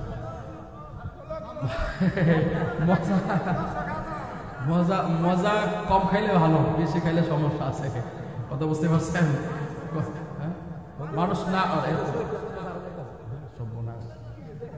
দেখছেন জায়গা মতো হাত দেয়, কোন জায়গায় সুইচ দিব, মানে সুইচ দেওয়া ভালো করে শিক্ষা লাগছে, ওই জায়গায় সুইচ দিলে কাজ হবে। বিআই কোনটা আমার ফোন দিচ্ছিল, ফোন দিয়া কয় শহীদ ভাই কইছে, মানে কি আমি হাতের কথা কইতে পারি? হ্যাঁ, যাই দিয়েছি ডেট, আলহামদুলিল্লাহ। কই যেটা মন চা, কথা কন না, যেটা মন চা এটা। এই জন্য আমি কি কথাটা আপনাদেরকে শোনাতে চাইছিলাম, আপনাদের সমাজে আমরা এই যে আমি যে কথাগুলো আপনাদের কাছে শোনাইলাম, হয়তো অনেকের কাছে খারাপ লাগছে, আবার আপনারা যারা নবীর মহব্বত করেন, ভালোবাসেন, আপনাদের কাছে কিন্তু ভালো লাগছে, ঠিক না? আপনাদের অন্তরে শান্তি লাগছে, কিন্তু অনেকের অন্তরে, কথা কন না, মনে হচ্ছে যে মরিচ জেলে দিছে, কথা কন ঠিক কিনা? তো যা আপনি যেভাবে শিক্ষা দিবেন, একটা মানুষকে যেভাবে শিখাই তুলবেন, সেভাবে কিন্তু হবে। এজন্য আপনাদের মসজিদের ইমাম যদি সহি আকীদার হয়, মানে নবীর আশেক হয়, আমার মতো বক্তা 100টার কাজ করবে আপনার মসজিদের ইমাম, কথা কন। আমি এই বছরে একবার হেওতবার যদি আইতে পারি, ঠিক না? কিন্তু আপনার ইমাম প্রতিদিন থাকবে, প্রতিনিয়ত থাকবে। একটা ইমাম চাইলে পুরো সমাজটাকে গোমরা করে দিতে পারে, আর একটা ইমাম চাইলে পুরো সমাজটাকে সুন্দর করে দিতে পারে। এই জন্য সহি আকীদার ইমামের পিছনে ইক্তেদা করবেন। ওই ইক্তেদা করলে আপনি ওই নামাজটা কাজে লাগবে, কথা কোন ঠিক কিনা? আর যদি বলেন না ঠিক কিনা? তো বলতেছিলাম, সমাজের মানুষ যারা কোরআন হাদিস বোঝে না, এই যে আপনারা যারা বসছেন, আপনারা কিন্তু ছোট বালকের মতো। আপনারা মাইন্ড করেন না যে হুজুর আমাদেরকে ছোট বালক বলা দিচ্ছে, আমরা 4 বাচ্চার বাপ। আপনারা যদিও 4 বাচ্চার বাপ, কিন্তু কোরআন হাদিস বুঝতে গিয়ে আপনারা কিন্তু শিশু, কথা কন না? হাদিস কোরআন বুঝতে গিয়ে শিশু না? তো আপনাদেরকে আমি যেভাবে শিখাইছি এখন আপনি কিন্তু সেটা শিখছেন। তো আরেক হুজুর এসে যেভাবে শিখাইতো সেভাবে শিখতেন। আমার একটা গল্প মনে পড়ছে, বলবো? শুনে, এক ভদ্র মহিলা তার বাবার বাড়িতে যাচ্ছে বেড়াইতে, সাথে তার বাচ্চা। তো বাচ্চা রাস্তার মধ্যে বারবার বলে, আম্মু আমার মানে পেশাব ধরছে, পেশাব করবো। তো বারবার বলতেছে আমি শেষ করবো। তো মা বলতেছে যে পাবলিক প্লেসের মধ্যে তুই বারবার এইভাবে কথা বলছ, এটা তো মানুষের তাকায় থাকে, তুই কাজ করবে বাবা, তোর যখন আবার প্রস্তাব ধরে তুই বলবে মা আমি গান করবো। কি করবো? গান করবো। এখানে কিন্তু একটা শিক্ষা আছে, আপনি একটু বোঝার চেষ্টা করেন। মা বলছে, শিখাইছে, গান করবে। তো ঠিক আছে, বাচ্চাও শিখে নিছে, বাড়িতে চলে গেছে। বাবার বাড়িতে রাতের বেলা ডিনার যখন কমপ্লিট হয়ে গেছে, এবার যার যার রুমে এখন সবাই ঘুমাইতে যাবে।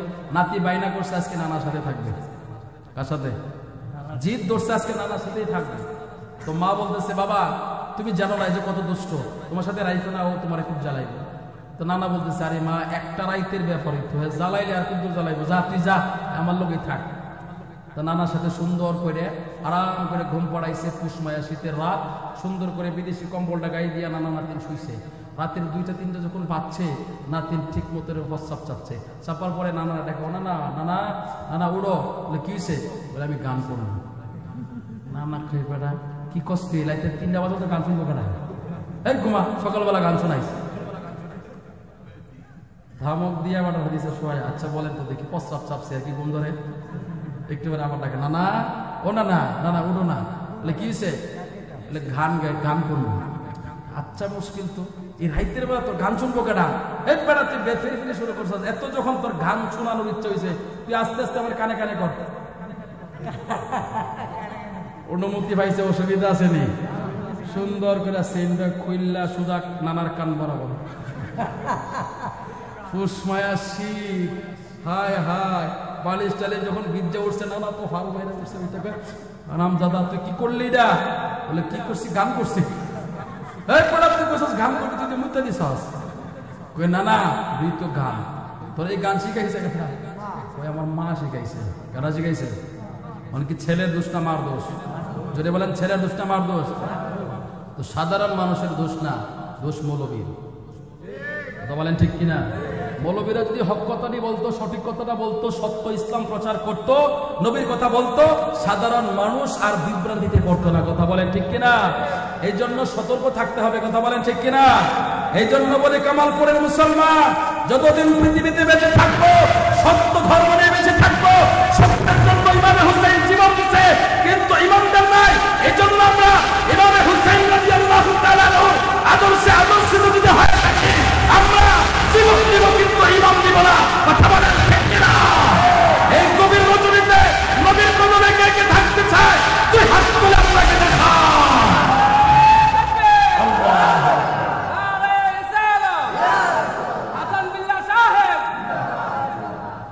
পাখি গাই তোমার গুণগান, বসিয়া ফুলের বাগান। এই আমার সাথে টোটাল লাগাই বলবেন, একটু নাড়ানোর চেষ্টা। এই যুবকেরা বলবো না, বলো। পাখি গাই তোমার গুণগান, বসিয়া ফুলের বাগান। পাখি গাই তোমার, বসিয়া ফুলের বাগান। গাহিয়া বলিল এ গান, নবী হন উম্মতের কান্ডার, নবী দু জাহানের সরদার। বলিলেন আল্লাহ পরওয়াজ, নবী মোর জান, নবী মোর প্রাণ, নবী মোর এশকেরি বান্দার, নবী দু জাহানের সরদার। বলিলেন আল্লাহ জয় আল্লাহ, চিল্লায় কান মারহাবা। দেখছেন নি এই যে যুবক খোলা ভান, তারা কি দাঁড়িয়ে এই বুড়া বাড়া, বুড়া বাড়ার মধ্যে হতো জুস আর জুস। মারহাবা কই, নবীর প্রেম আছে, মারহাবা কই। আসলে নবীর প্রেমিকেরা বুড়া হয় না। কথা কোন ঠিক কিনা? কারণ জান্নাতে যারা যাবে তারা একটাও বুড়া থাকবে না, সব জোয়ান যাবে। মারহাবা কই। আবার বুড়া বাড়া দিলে হুজুর দেখা জোয়ান লেগে জোয়ানের কথা কয় না, আপনি বুড়া মানুষ, আপনি বুড়া থাকবেন না, জান্নাতে যাওয়ার সময় আপনিও জোয়ান হয়ে যাবেন। সুবহানাল্লাহ। আচ্ছা, যেহেতু আপনারা আবদার করছেন, আর এই পয়েন্টটা শেষ করে দিয়ে আলোচনা করে, কবরের ভিতরে 3টা প্রশ্ন হবে তো নাকি? কয়টা প্রশ্ন? 3টা প্রশ্ন। আমি তাহলে আমি আপনাদেরকে একটা হাদিস শোনাই দিই, কি বলেন? শোনাবো? আপনাদের কষ্ট হইতেছে না তো? কষ্ট হইলে বলেন যে হুজুর আমি ছেড়ে দেই। আপনাদের না সারা রাত না, আমি আর অল্প সময়